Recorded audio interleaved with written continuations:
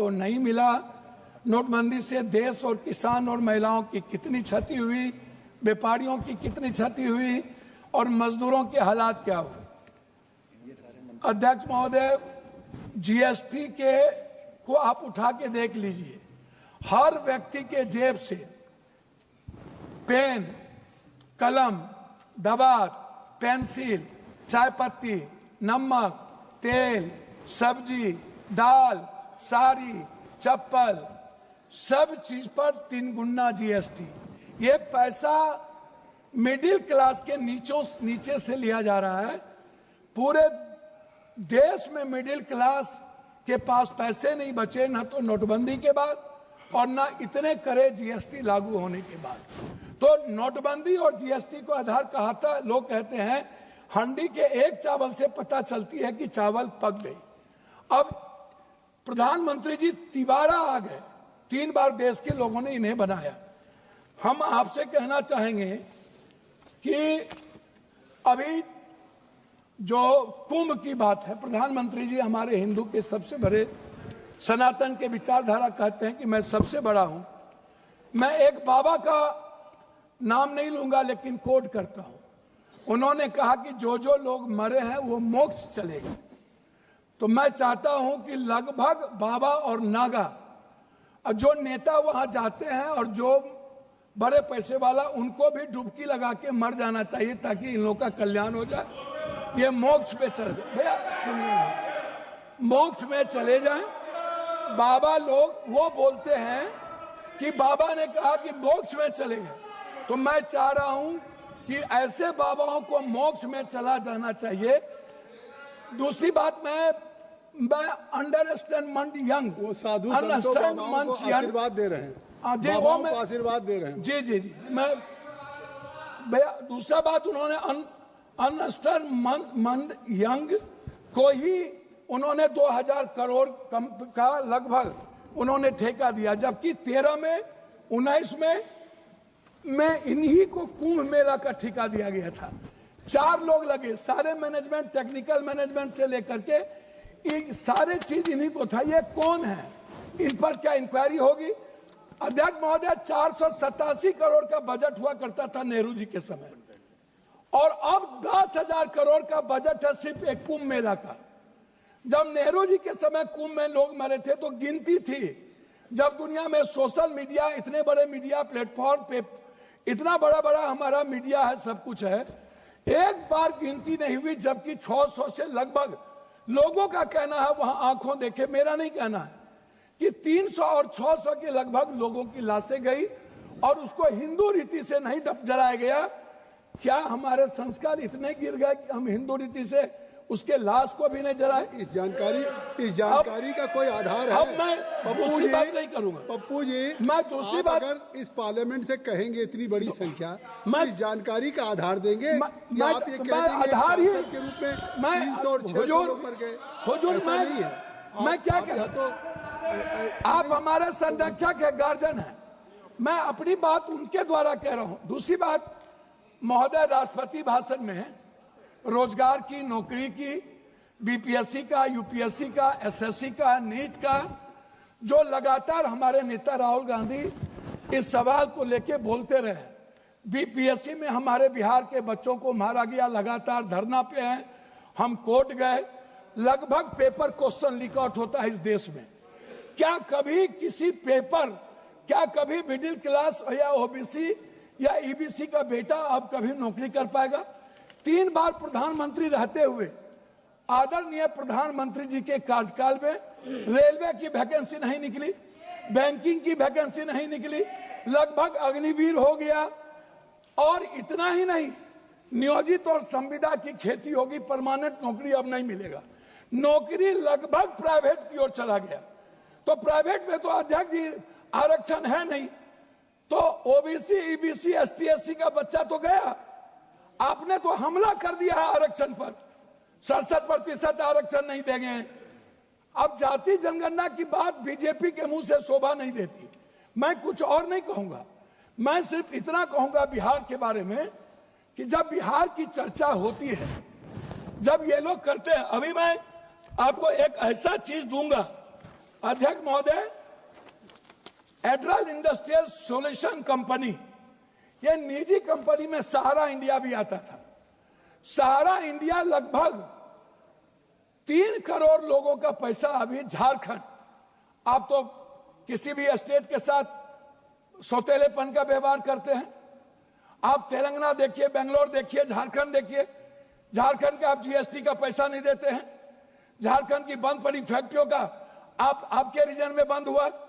झारखंड में आप झारखंड की इकोनॉमी की स्थिति क्या है, आप उस पर चर्चा नहीं करते हैं। आप बंगाल पे भी चर्चा नहीं करते हैं। बिहार की जीएसटी का पैसा नहीं मिलता है।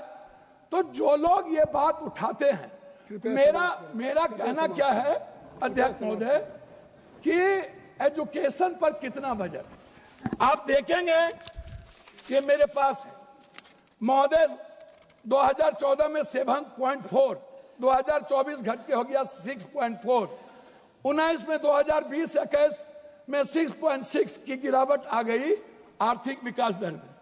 महंगाई की स्थिति आप देख लीजिए सर, ये कहते हैं ना लगभग 84 से 86 करोड़ को आप कौन सा चावल दे रहे हैं आजादी के बाद, कौन सा? 84 करोड़ 5 लाख चावल पर यह देश पैदा हुआ है।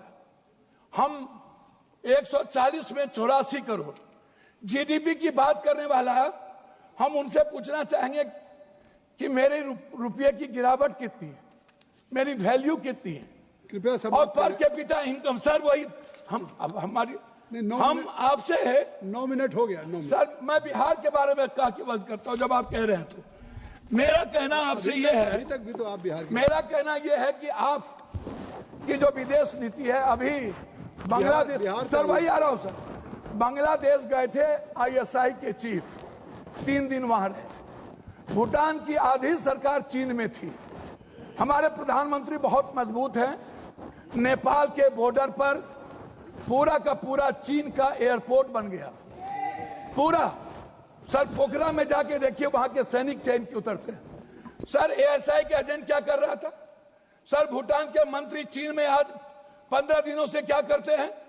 बांग्लादेश दुश्मन, नेपाल दुश्मन, पाकिस्तान दुश्मन, वियतनाम दुश्मन, वियतनाम चला गया, ताइवान चला गया, चीन हमारा दुश्मन, सबसे बड़ा दुश्मन चीन। अब कंक्लूड करें। सर कंक्लूड करें। हम सर बिहार के बारे में सिर्फ आएंगे। सर मेरा आग्रह है 2 मिनट सर, 1 मिनट, कि बिहार में क्या मिला? सर हम भीख मांगा क्या बिहार के द्वारा? क्या नहीं मिला? सर मेरी बात सुनिए ना, विशेष राज नहीं मिला, विशेष पैकेज नहीं मिला, बंद पड़े फैक्ट्री, डालमिया नगर से शुरू करता हूं, चीनी मिल, पेपर मिल, दालचीनी मिल, सिल्क मिल, बंदूक फैक्ट्री, आप उठाइए, आप उठा करके देखिए, सिल्क मिल, जूट मिल। सर मेरे यहां बनमनखी में चीनी मिल बंद हो गया। जब फैक्ट्रियां नहीं रहेगी, जब फूड प्रोसेसिंग पर हम फैक्ट्रियां नहीं देंगे, जब हम मछली उत्पादन को फैक्ट्रियां, बार बार चर्चा होती है। सर मैं बात को खत्म कर रहा हूं, मैं अपने क्षेत्र की बात करूं। सर मैंने अपने क्षेत्र में मैंने कहा कि हमारा जो बॉर्डर है बांग्लादेश नेपाल, इस इलाके में एक एम्स मैंने पूर्णिया के लिए मैंने डिमांड किया। मैं सभी जगह सब स्टेट में 2-3 हाई कोर्ट बेंच है, लेकिन मैंने आग्रह किया कि हाई कोर्ट बेंच हमको कम से कम पूर्णिया में। सर 1 मिनट करेंगे सर, एक मिनट। हमने मांगा हमको हाई कोर्ट बेंच दिया जाए। सर हाई कोर्ट बेंच अभी तक जब आपकी बात। सर 1 मिनट, हमने IIT की बात हमने की सर पूर्णिया के लिए। सर 1 मिनट, हम पूर्णिया में आप कहते हैं मखान बोर्ड, मैं कहता हूं सर दुनिया का 94% कोशिश सीमांचल मिथिलांचल में होता है। तो बोर्ड गठन से नहीं होगा सर, हमारी प्रोडक्ट से हमारा सर उत्पादन की बात मैं कर रहा हूँ, लास्ट कर रहा हूँ सर हाफ मिनट मिला, हाफ मिनट सर मैं मक्का और मखान और दूध की प्रोसेसिंग पर मैं आपसे सिर्फ आग्रह करूंगा।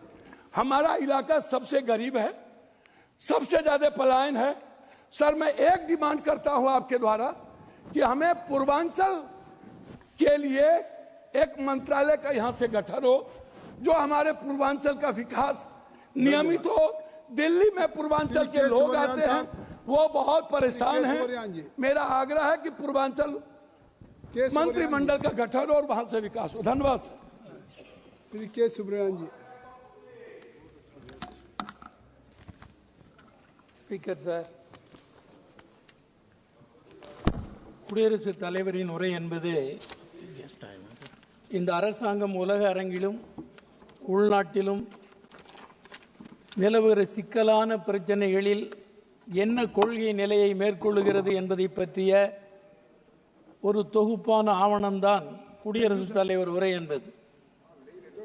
அந்த கண்ணோட்டத்தோடு பார்த்தால் உலக அளவில் ஜவஹர்லால் நேரு காலத்திலிருந்து கட்டப்பட்டு வந்த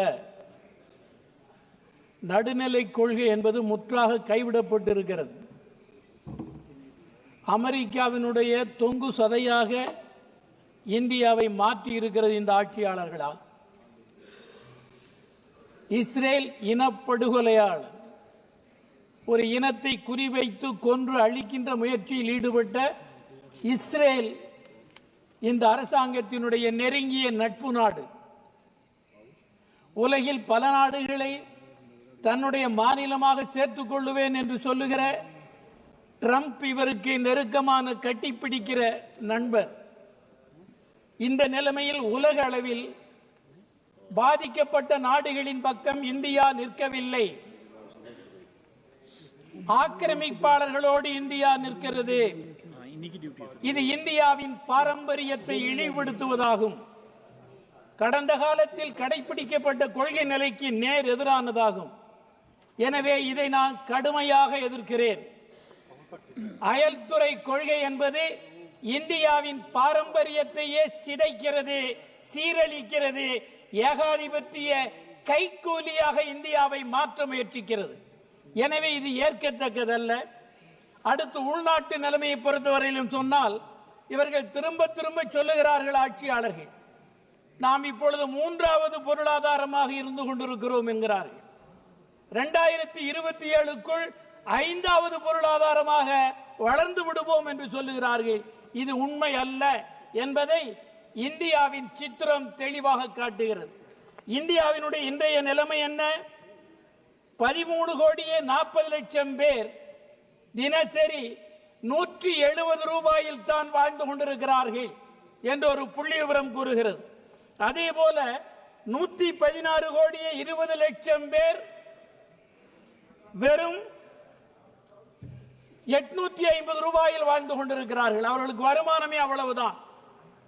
ஏறத்தாழ இந்தியாவின் 84% மக்கள் இந்த 850 ரூபாய்க்குள் தான் வருமானம் பெறுகிறார்கள் என்றால் நாங்கள் வளர்ச்சி நிலையிலே இருக்கிறோம் என்று சொல்லுவது அப்பட்டமான ஏமாற்று நாடகம் என்று நான் குற்றம் சாட்டுகிறேன். உண்மையில் இருந்தால் இவர்கள் கணக்கில் எடுத்துக் கொள்ளப்படவில்லை. இவர்களின் வாழ்க்கை மேம்பாட்டிற்கு இந்த அரசு என்ன நடவடிக்கைகளை மேற்கொண்டிருக்கிறது என்பது தெளிவாக இல்லை. அதே போல இவர்கள் சொல்லுவது போல் தொழிலாளிகள், விவசாயிகள் நலன் காப்பாற்றப்பட்டிருக்கிறதா?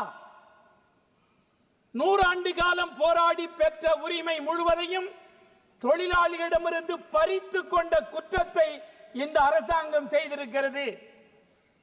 100 ஆண்டு காலம் பாடுபட்ட உரிமைகள் இல்லை. 4 கோடுக்குள் எல்லா விஷயத்தையும் அடக்கிவிட்டதாக சொல்லுகிறார்கள்.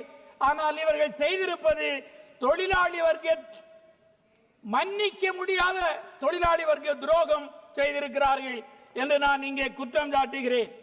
அதேபோல் இந்த அரசின் நடவடிக்கைகளில் 10 ஆண்டு கால அனுபவங்களில் எந்த கொள்கையும் இங்கே சொல்லவில்லை. என்ன அனுபவம்? பணக்காரர்களுக்கும் ஏழைகளுக்கும் இருக்கிற இடைவெளி கற்பனை செய்ய முடியாத அளவுக்கு விரிந்து கொண்டே போகிறது. கொளுத்தவன் கொள்ளையடித்துக் கொண்டே இருக்கிறான், ஆனால் ஏழை மேலும் மேலும் ஏழையாகிக் கொண்டே இருக்கிறான்.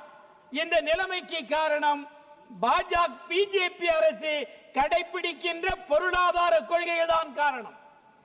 அதனால் தான் பணவீக்கம் வரலாறு காணாத அளவிற்கு வென்றிருக்கிறது. அதேபோல் நுகர்வு வாங்குவதற்கு மக்கள் கையில் காசு இல்லை, பணம் இல்லை. இதை இந்த ஆட்சியாளர்களால் தான் மக்கள் பாதிக்கப்பட்டிருக்கிறார்கள். அதேபோல் அம்பானி அதானிக்கு என்ன சலுகை கொடுத்திருக்கிறீர்கள்? இந்த 3-4 ஆண்டுகளில் மட்டும் 3 லட்சம் கோடி வரி சலுகை கொடுக்கப்பட்டிருக்கிறது. 3 லட்சம் கோடி வரி சலுகை கொடுக்கப்பட்டிருக்கிறது. இதற்கு காரணமாக இருந்த ஆட்சியாளர்கள் பிஜேபியினர் தான். இந்த பிஜேபி ஆட்சி கார்ப்பரேட் முதலாளிகளுக்கு சலுகை, சாமானியப்பட்ட தொழிலாளிக்கு கடுமையான எதிர்ப்பு, அவருடைய கூலி வெட்டு, அவர்கள் நிரந்தர கூலி அத்துக்கூலிகளாக மாற்றி இருக்கிறது இந்த ஆட்சி. அதேபோல் ஓய்வூதியம், நாங்கள் வந்தால் பழைய ஓய்வூதியத்தை கொண்டு வருவோம் என்றார்கள். ஆனால் இன்றைக்கு இவர்கள் சொல்லுகிற யூனிஃபைடு பென்ஷன் ஸ்கீம் என்பது ஏமாற்று நாடகம். அது அவர்களை திருப்திப்படுத்தாது. அது மாற்றப்பட வேண்டும் என்பதை நான் தெரிவிக்க விரும்புகிறேன். அதேபோல் தொழிலாளர்கள் மனரேகா அதே அளவுதான், உயர்த்தப்படவே இல்லை ஒதுக்கீடு. அவர்களுக்கு வாழ்வளிக்கிற ஒரு திட்டம் இது. கிராமப்புற மக்களுக்கு மேலும் நிதி ஒதுக்கீடு செய்ய வேண்டுமே தவிர அப்படியே விட்டிருப்பது என்பது கிராமப்புற பொருளாதாரத்தை தகர்க்கிற வேலையாகும். எனவே அதற்கு அதிகபட்சமாக நிதி ஒதுக்கீடு செய்யப்பட வேண்டும். அது பற்றிய எந்த விதமான விவரமும் உரையில் இடம்பெறவில்லை. உணவுப் பொருள் பணவீக்கம் அதிகரித்து விட்டது. வேலையில்லா திண்டாட்டம் பெருகிக் கொண்டே இருக்கிறது. தொழிலாளிகளுக்கு கிடைத்த சமூக பாதுகாப்பும் இல்லை. எனவே எல்லா வகைகளிலும் இந்த அரசை திவால் நிலைமையை நோக்கித்தான் இந்த ஆட்சியாளர்கள் எடுத்துக் கொண்டு போகிறார்கள்.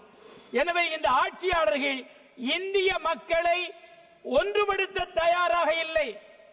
80க்கு 20 என்ற பெயரால் சிறு பெரும்பான்மை மக்களை மதவெறியூட்டி ஐக்கியப்படுத்தி நிரந்தரமாக ஆட்சியில் இருக்கலாம் என்று நினைக்கிறார்கள்.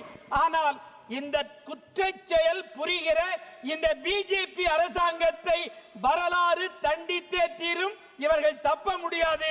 நன்றி, வணக்கம். Please conclude. Yeah, thank you. Dr. B. Shabri. Thank you, Speaker, sir, for giving me this opportunity to speak on the President's address in this August House.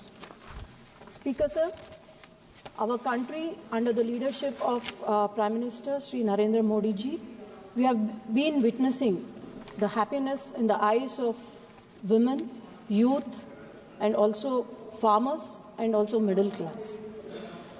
The entire world is witnessing the growth of our country, where the growth rate is almost increasing to 7% every quarter. And I'm proud to say my state, Andhra Pradesh, is contributing significantly in this growth story.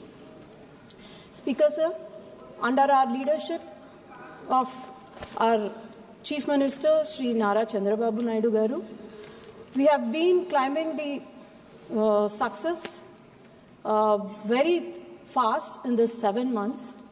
And then, to be precise, we have created a board, that is AP State Investment Promotion Board, wherein we have been attracting the investors around the world into the country through Andhra Pradesh. And it is a matter of pride to say that we have created about 3,10,925 crore investments and created about 3,12,756 lakh jobs. This is not just futuristic, but also it is what we are achieving, the central government's commitment towards green energy, and also our Chief Minister's dream of making Andhra Pradesh the hub for the renewable energy in the world. As we know, we are seeing our country where the people's lives have been improved in every aspect, especially in for the poor and needy. We are also observing how the central government has generated the income and how the income has been improved for the poor and needy. We have seen the women empowerment And now we just don't talk about women development, but we talk about women-led development in our country. So keeping this in mind, our Chief Minister Nara Chandrababu Naidu Garu has created the top and the best welfare model in the country. Now we are a state where we deliver about 64 lakh pensions with an annual bill of 33,100 crores. Sir, we have also, this is the first of its kind and first in history and in our country where WhatsApp governance has been introduced in our state. This enables a person not just going around the government offices for OBC certificates or EWS certificates or to get income certificates, but he can get this through WhatsApp. And this is only possible because of the revolutionary ideas of our Education Minister, Nara Lokesh Garu, and also the policies that has been unleashed by the central government in the digital technology.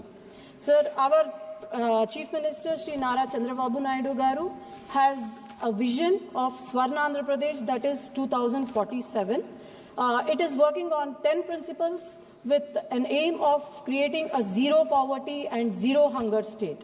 This is based on 4 Ps, that is the public, private, people model.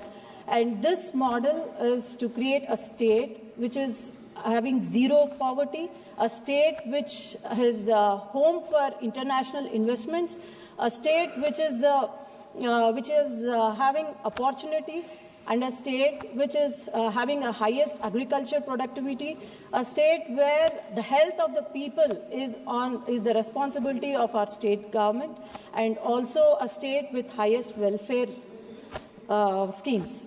And we call this government as Manchi Prabhutvam, that means the good government. This good government has been working continuously to rebuild our state, which has been completely left to shambles for the past 5 years. Speaker, sir, this Manchi Prabhutvam, what it has been doing is rebuilding the state, which has been from palaces to progression, from deaths to discipline, from suppression to democracy, from neglect to development, and from industrial fall to investment growth, and from land grabbing to land protection. This is what our CM dreams of, and we are very thankful to the central government for granting the financial support to our capital of our state, that is Amaravati, and the heart of our state, that is Polavaram project, and the emotion of our state, that is Vizag steel plant, and also giving financial assistance to our underdeveloped, most backward region, that is Rayalaseema region, and I am proud to tell that I am from that region. And Speaker, sir, Manchi Prabhutvam once okasari maata iste adi venakki teeskodu eppudu kuda. And I would like to get into the notice, Speaker, sir, it is very disappointing and disheartening that any democratic country like United Kingdom, where the monarch addresses the parliament, and it has been a tradition from 16th century. And in US also, the first president, George Washington, addressed the Congress in 1790. And our country, where the president addresses, this has started after promulgation of Government of India Act 1919. And this tradition has been completely followed by any democratic country. And I think never in history it has happened that a leader of opposition commenting on the president. And we seriously condemn this act. And also, I would request every person, every citizen in this country, leaving alone politics, let us all work together. We have a quote by our great poet, and also our finance minister has quoted that Deshamunu preminchamanna, Desham manchi annadi penchumanna, Desham annadi matti kadoi, Desham annadi Desham annadi matti kaadoi, Desham annadi manushulo, which means do good to the country, love your country, do good to the country. And our country is not just made up of soil, but it is made up of people. So I request everyone, keeping aside all the politics, caste, creed, anything, let us all work together to achieve the vision of our Honorable Prime Minister, Shri Narendra Modi ji's vision of Vikasit Bharat. And people have voted for NDA not just because we promise, but we deliver the promise, we uplift, we empower, and also we build this country. So thank you, sir. Thank you for giving me this opportunity. Jai Hind. Thank you, Doctor. Now, Manyaniya Shri N.K. Premchandran ji. Thank you very much, Mr. Chairman, sir, for giving me this opportunity to take part in the discussion on the motion of thanks to the presidential address. Sir, the annual ceremonial address by the President, His Excellency the President, as provided by under Article 87 of the Constitution, is meant to present before the Parliament the agenda of governance of the government for the next year. The basic purpose, the fundamental purpose of the presidential speech in the joint session of the Parliament is to pronounce the policies and programs of the government in the ensuing financial year or ensuing calendar year. That is the soul, that is the spirit of Article 87.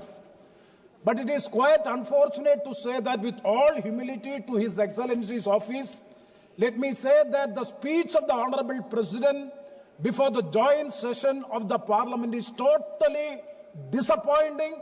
That is, it is lacking vision. There is no policy directives. There is no programs to be ensured or to be implemented in the coming year. Sir, the 31-para speech of the President is merely a political statement regarding the achievements of the government during the last 11 years. And that too, the fake claims of achievements, untenable claims of achievements during the last 11 years. So this is also a repetition of the speech of June 27, 2024 and January 31, 2024. During these 2 years, the same speech was done of the achievements of the government during the last 10 years. The same repeated speech is being made by Honorable Her Excellency the President. Is quite unfortunate and disappointing, and that is why we are making all these observations. So now let us come critically and examine critically and factually the exorbitant or the untenable claims of the so-called achievements by the government during the last 11 years. First point is regarding the Nari Shakti. Mr. Chairman said the Honorable President emphatically spoke about the significant emergence of Nari Shakti.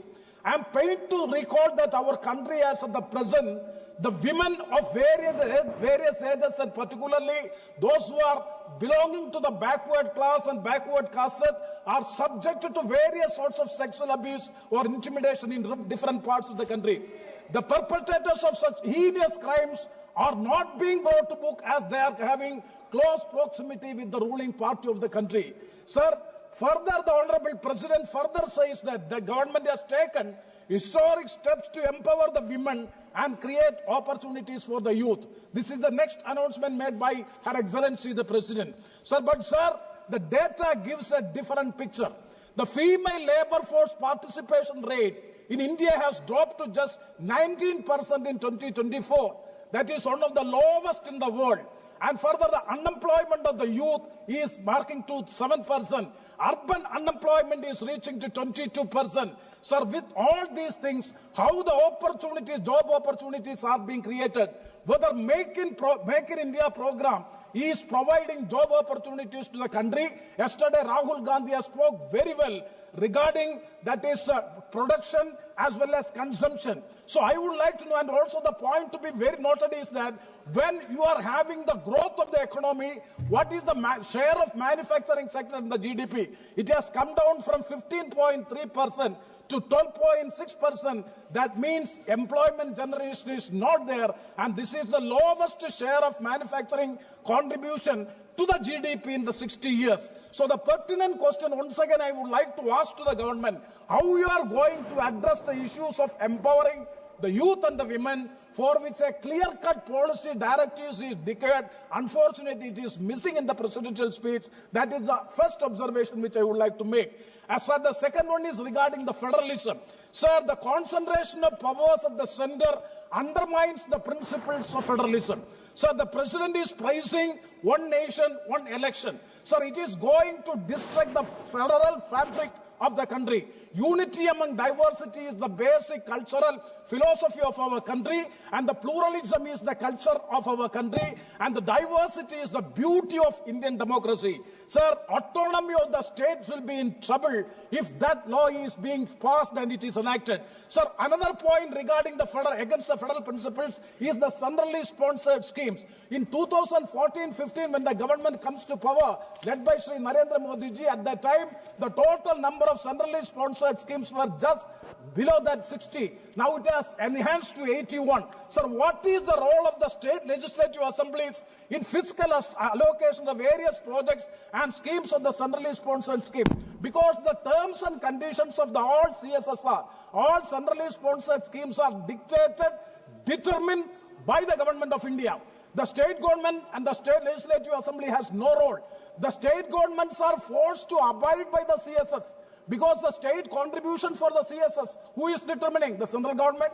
And all the Jal Jeevan Mission, all Prime Minister's Awas Yojana, all these projects, the state government has to take their share. And who is determining? It is being determined and passed by the parliament and the union government.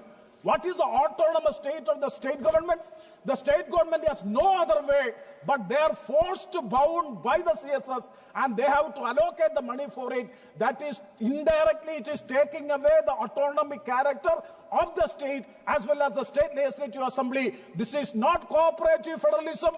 This is not competitive federalism. It is totally against the principles of federalism, and the federalism of the country is the basic feature of the Indian Constitution. This is under threat. The BJP-led government during the last 11 years, if you examine, scientifically and systematically changing the basic character of the Constitution to a unitary Constitution without amending the Constitution. That is what is going on during the last 10 years. Sir, coming to the third point is regarding the farmers. Sir, it was an announcement made by the Honorable Prime Minister that the income of the farmers will be doubled by 2022.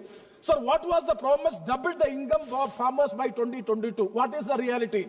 Sir, National Sample Survey Organization, average income of a farming household remains stuck at just 10,000 per month. But the input rate skyrocketed due to the inflation. And this is the situation. That is, where is the double income? And further, the number of farmers suicide alarmingly high. In 2023 alone, the farmers suicide is more than 10,000. What was the promise and what is the factual reality? It is directly a contradiction to the promise which was made by the government. And the number 4 point is regarding the labor force. Sir, it is very, very unfortunate to say, with all humility to Her Excellency, or the Honorable President of India, there is not even a single word in the 31-para speech of the Honorable President regarding the term labor. Sir, labor is the wealth creators of this country. There are a lot of things about the entrepreneurs, investors, ease of doing business. All these things are there. But unfortunately, the term labor is totally ignored in the presidential speech. This is the mindset and attitude of this government, anti-labor activities and anti-labor policies of the government. So, sir, the labor force and also I would like to say the statutory benefits enjoyed by the labor force is being taken away day by day. Regarding the Employees Pension Scheme 1995, so many times I have taken this matter before the Parliament. The then Labour Ministry is also here. Sir, 1952 Act is there.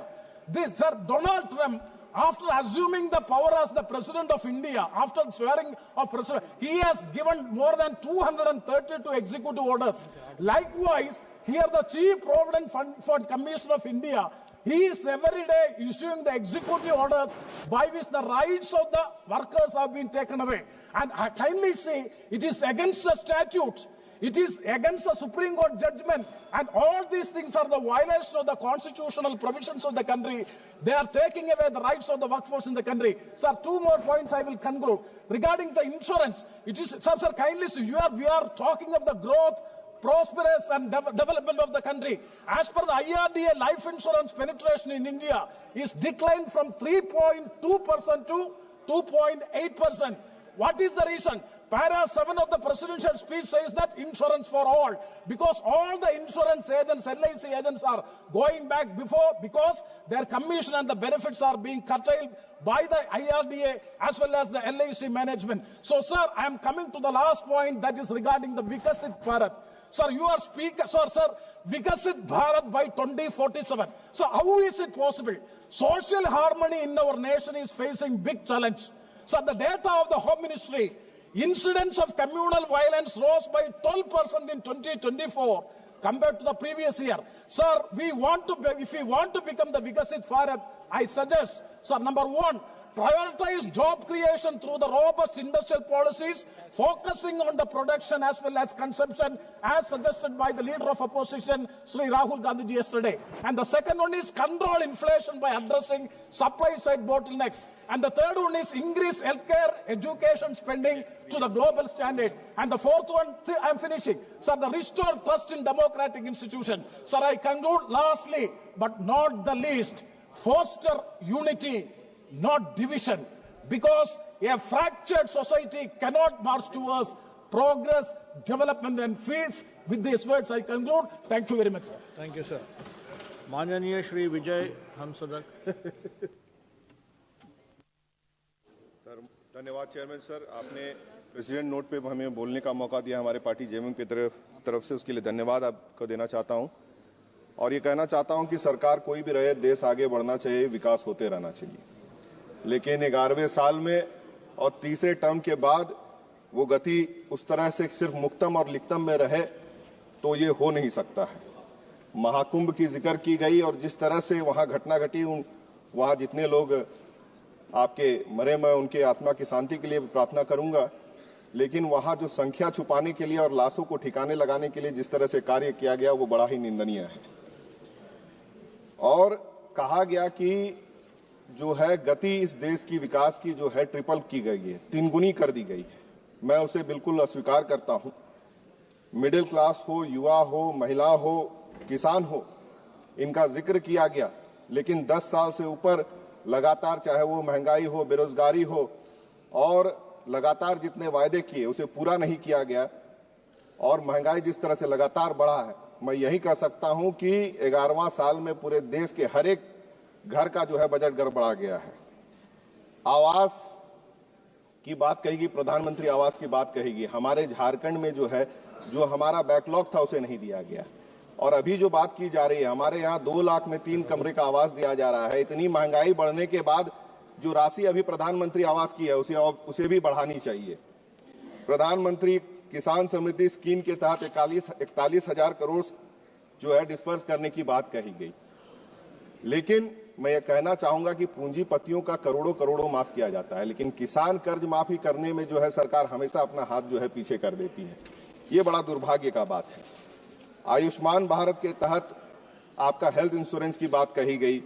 PM Vidya Lakshmi योजना के तहत finance assistant की बात पढ़ाई के लिए कही गई. आपका जाकर के आदिवासियों की पढ़ाई की बात की गई. लेकिन पूरे अगर हम 11वें साल में, और ये आपका तीसरा टर्म की बात अगर कहें, जिस तरह से महंगाई बढ़ी है, जिस तरह से टैक्स आपका बर्डन बढ़ा हर एक घर पे, हर एक व्यक्ति पे, उसके बावजूद किसी भी तरह का सोशल सिक्योरिटी, चाहे वो हेल्थ का हो, चाहे वो एजुकेशन का हो, जॉब का हो, 10 साल में जितने वायदे किए सब पे जो है ये सरकार जो है विफल रही है. और जॉब गारंटी की अगर हम बात करें, 2 करोड़ प्रत्येक वर्ष की बात कही गई थी. आज 11वां साल है, 22 करोड़ रोजगार की बात होनी चाहिए थी. 10 लाख रोजगार 2 साल में दे करके ये अपना पीठ थपथपा रहे हैं। कहीं कोई कंपैरिजन नहीं है सर, कहीं कोई कंपैरिजन नहीं है। ट्रेन के माध्यम से वंदे मातरम, अमृत भारत, नमो भारत के तहत बहुत सारी ट्रेनें की बात कही गई है। झारखंड जो आपका माइनिंग स्टेट है, या और भी बहुत सारे स्टेट है जहां से कि आपका जाके रॉयल्टी सबसे ज्यादा रेलवे को जाता है, और वहां पे आपका उसके बनिस्पत जो है आपका कम सुविधा दी जाती है। उसके अलावा जो आपका कोविड के समय जो ट्रेनें बंद हुई वो अभी तक आपका स्टार्ट नहीं हुई है। विकसित भारत की बात हमेशा कई बार विकसित भारत की बात इसमें आई, और जन सहभागिता, इकोनॉमिक प्रोग्रेस की बात हुई, डिजिटल रिवोल्यूशन की बात हुई, मॉडर्न इंफ्रास्ट्रक्चर की बात हुई, लेकिन सबसे बड़ा बैरियर इस गवर्नमेंट की डिवाइड एंड रूल पॉलिसी है। फूट डालो और राज करो। जो एकजुट करने की बात इतने सालों के बाद भी अगर आप नहीं कर पाए हैं, और देश को जो है पिछले पायदान में लगातार आप ठेलते जा रहे हैं, और जो विकसित भारत की जो कल्पना की जा रही है वो इस तरह से बिल्कुल नहीं हो सकती है। 8 पे कमीशन कर्मचारियों की बात कहेगी, लेकिन ओल्ड पेंशन स्कीम को लगातार जो खत्म करने का प्रयास किया जा रहा है, कहा गया कि यहाँ पे सारे लोग खुश हैं उस चीज से, लेकिन अगर कर्मचारियों से एक 1 to 1 पूछा जाए तो कोई कर्मचारी यहाँ बैठे हो या हमारे पार्लियामेंट के कर्मचारी भी खुश नहीं होंगे। और 3 करोड़ लखपति दीदियों की बात कही गई, लेकिन आज हमारे देश से कई करोड़पति और अरबपति जो है देश छोड़ करके जा रहे हैं। यहाँ के देश के सरकार के नीति के वजह से उस पर भी ध्यान देने की जरूरत है, क्योंकि वो बहुत बड़ा नुकसान हमारे देश को हो रहा है, और बाहर से निवेश भी लगातार जो है यहाँ के सरकार की नीतियों के वजह से कम होते जा रहा है। इस पर भी ध्यान देने की जरूरत है। डिजिटल सिक्योरिटी और साइबर सिक्योरिटी में तो फेलियर बिल्कुल आप है, लेकिन बॉर्डर सिक्योरिटी पे सबसे ज्यादा फेलियर है, क्योंकि अगल बगल के जितने हमारे देश हैं वो बंधु से जो है उसके धीरे धीरे जो है आपका कहिए कि उनका हमारे प्रति जो नजरिया था वो लगातार बदलता चला जा रहा है। चाइना हो और आपका जाकर के सबसे संबंध खराब है, और हमारे बॉर्डर में लगातार वो घुसे चले जा रहे हैं। इलेक्शन के समय में बांग्लादेशी और रोहिंग्या मुस्लिम का बहुत ज्यादा जिक्र होता है, लेकिन उसके बाद का जो है एक्चुअल बॉर्डर सिक्योरिटी का जो डाटा पार्लियामेंट में प्रेजेंट होना चाहिए और देश को जो दिखना चाहिए कि हम सुरक्षित हैं, उसका चेहरा ये 11 साल में बिल्कुल प्रेजेंट नहीं कर पाए हैं। आप ट्राइबल्स की विकास की बात करते हैं, पठन पाठन में अभी भी 1855 का जो है सिधू कानू का जो आपका आंदोलन था वो अभी भी लगातार पढ़ाया नहीं जा रहा है, और जो धर्म की मांग, आदिवासी धर्म कोड की मांग हमारे आदिवासी कम्युनिटी द्वारा लगातार की जा रही है, उसको अभी तक नहीं दिया गया है, और लगातार उस पे हर स्टेट, हमारे स्टेट सरकार की तरफ से भी आपका आवेदन आया, उसके बावजूद भी उसको स्वीकार नहीं किया गया। नॉर्थ ईस्ट के विकास की बात की गई। नॉर्थ ईस्ट के विकास की अगर बात कर रहे हैं तो सबसे पहले मणिपुर की याद आती है कि आपके कथनी और करनी में बहुत फर्क है। जिस तरह से मणिपुर जला और आज आप उनके उस नॉर्थ ईस्ट की विकास की बात करते हैं, दोनों में जो है बहुत फर्क है। श्यामा प्रसाद मुखर्जी जी का एक बड़ा अच्छा लाइन यहाँ पे इस प्रेसिडेंशियल नोट में था कि true nationalism lies not only in physical unity but in strengthening its cultural unity. इन शब्दों से मुझे लगता है कि सरकार का कोई सरोकार और ताल्लुक बिल्कुल नहीं है। जो मैंने कहा कि फूट डालो और राज करो, हमेशा से यही नीति इनकी रही है। और जो राज्यों का बकाया, राज्यों का जो राज्य अंश रहता है उसे लेकर के आप अपने पास रखे हुए हैं और अपना चेहरा आप चमका रहे हैं, और जो ऐसे राज्य है जहां पे कि आपकी सरकार नहीं है उस पर लगातार आर्थिक बोझ जो है बढ़ाते जा रहे हैं, और जो राज्य अंश उनको मिलना चाहिए उसे आप इनकार कर रहे हैं या दे नहीं रहे हैं। तो ऐसे परिस्थिति में राज्य और केंद्र का जो एक बॉन्डिंग होना चाहिए और दोनों को मिलकर काम करना चाहिए, उस पर मुझे लगता है कि 11 साल से लगातार जो है उसमें गिरावट आ रही है। तो जितनी भी बातें, बहुत अच्छी अच्छी बातें कही गई, लेकिन 11वां साल और 3 टर्म के बाद अगर आज भी यही रवैया है कि आपका रोजगार, महंगाई और आपका जाके सोशल सिक्योरिटी पे किसी तरह का कोई रूपरेखा नहीं दिख रहा है, तो मुझे लगता है कि ये सरकार पूरी तरह से विफल रही है। मैं यही कह सकता हूं। इन्हीं बातों के साथ अपने बातों को विराम करूंगा। बहुत बहुत धन्यवाद। धन्यवाद। श्री हनुमान बेनीवाल जी। अध्यक्ष महोदय, राष्ट्रपति के अभिभाषण पर चर्चा का आपने मुझे समय दिया, उसके लिए आपका धन्यवाद ज्ञापित करूंगा। अखिलेश जी ने शुरुआत की थी प्रयागराज महाकुंभ में दिनांक 29 जनवरी को मौनी अमावस्या के दिन भगदड़ के अंदर जो दिवंगत लोग हुए उनको मैं श्रद्धांजलि अर्पित करता हूं और देश की सरकार से मांग भी करता हूं कि इस भगदड़ में मृतकों के सही आंकड़े नाम के साथ देश की जनता के समक्ष रखे जाए। कुंभ हमारी सनातन संस्कृति और आस्था का संगम है। सदियों से इस देश में महाकुंभ का आयोजन भी होता जा रहा है, लेकिन सरकार अपनी नाकामी छुपाने के मृतकों के सही आंकड़े नहीं दे रही है। सभापति महोदय, इसको लेके पूरे वर्ल्ड में देश के अंदर कुंभ का जो क्रेज था, इसमें कोई दो राय नहीं। एक मिनट, करोड़ों लोग इसके अंदर स्नान भी कर गए, लेकिन आज भी कई लोग अपने परिजनों को ढूंढ रहे हैं। तो सरकार को इसमें नाकामी किसकी रही, स्टेट गवर्नमेंट की रही, किन की रही, जिम्मेदारी किन की थी, कौन आयोजन वह करवा रहे थे, कौन अधिकारी थे, इनके खिलाफ भी इस मामले में कार्रवाई, सरकार को बड़ी कार्रवाई करनी चाहिए, ये मैं मांग करता हूं। सभापति महोदय, किसान और एमएसपी, किसान कर्ज माफी का कल भी मेरा सवाल था। सभापति महोदय, जो कृषि बजट आप लाए उससे शायद 2 गुना 3 गुना किसानों पर कर्जा होगा देश के अंदर।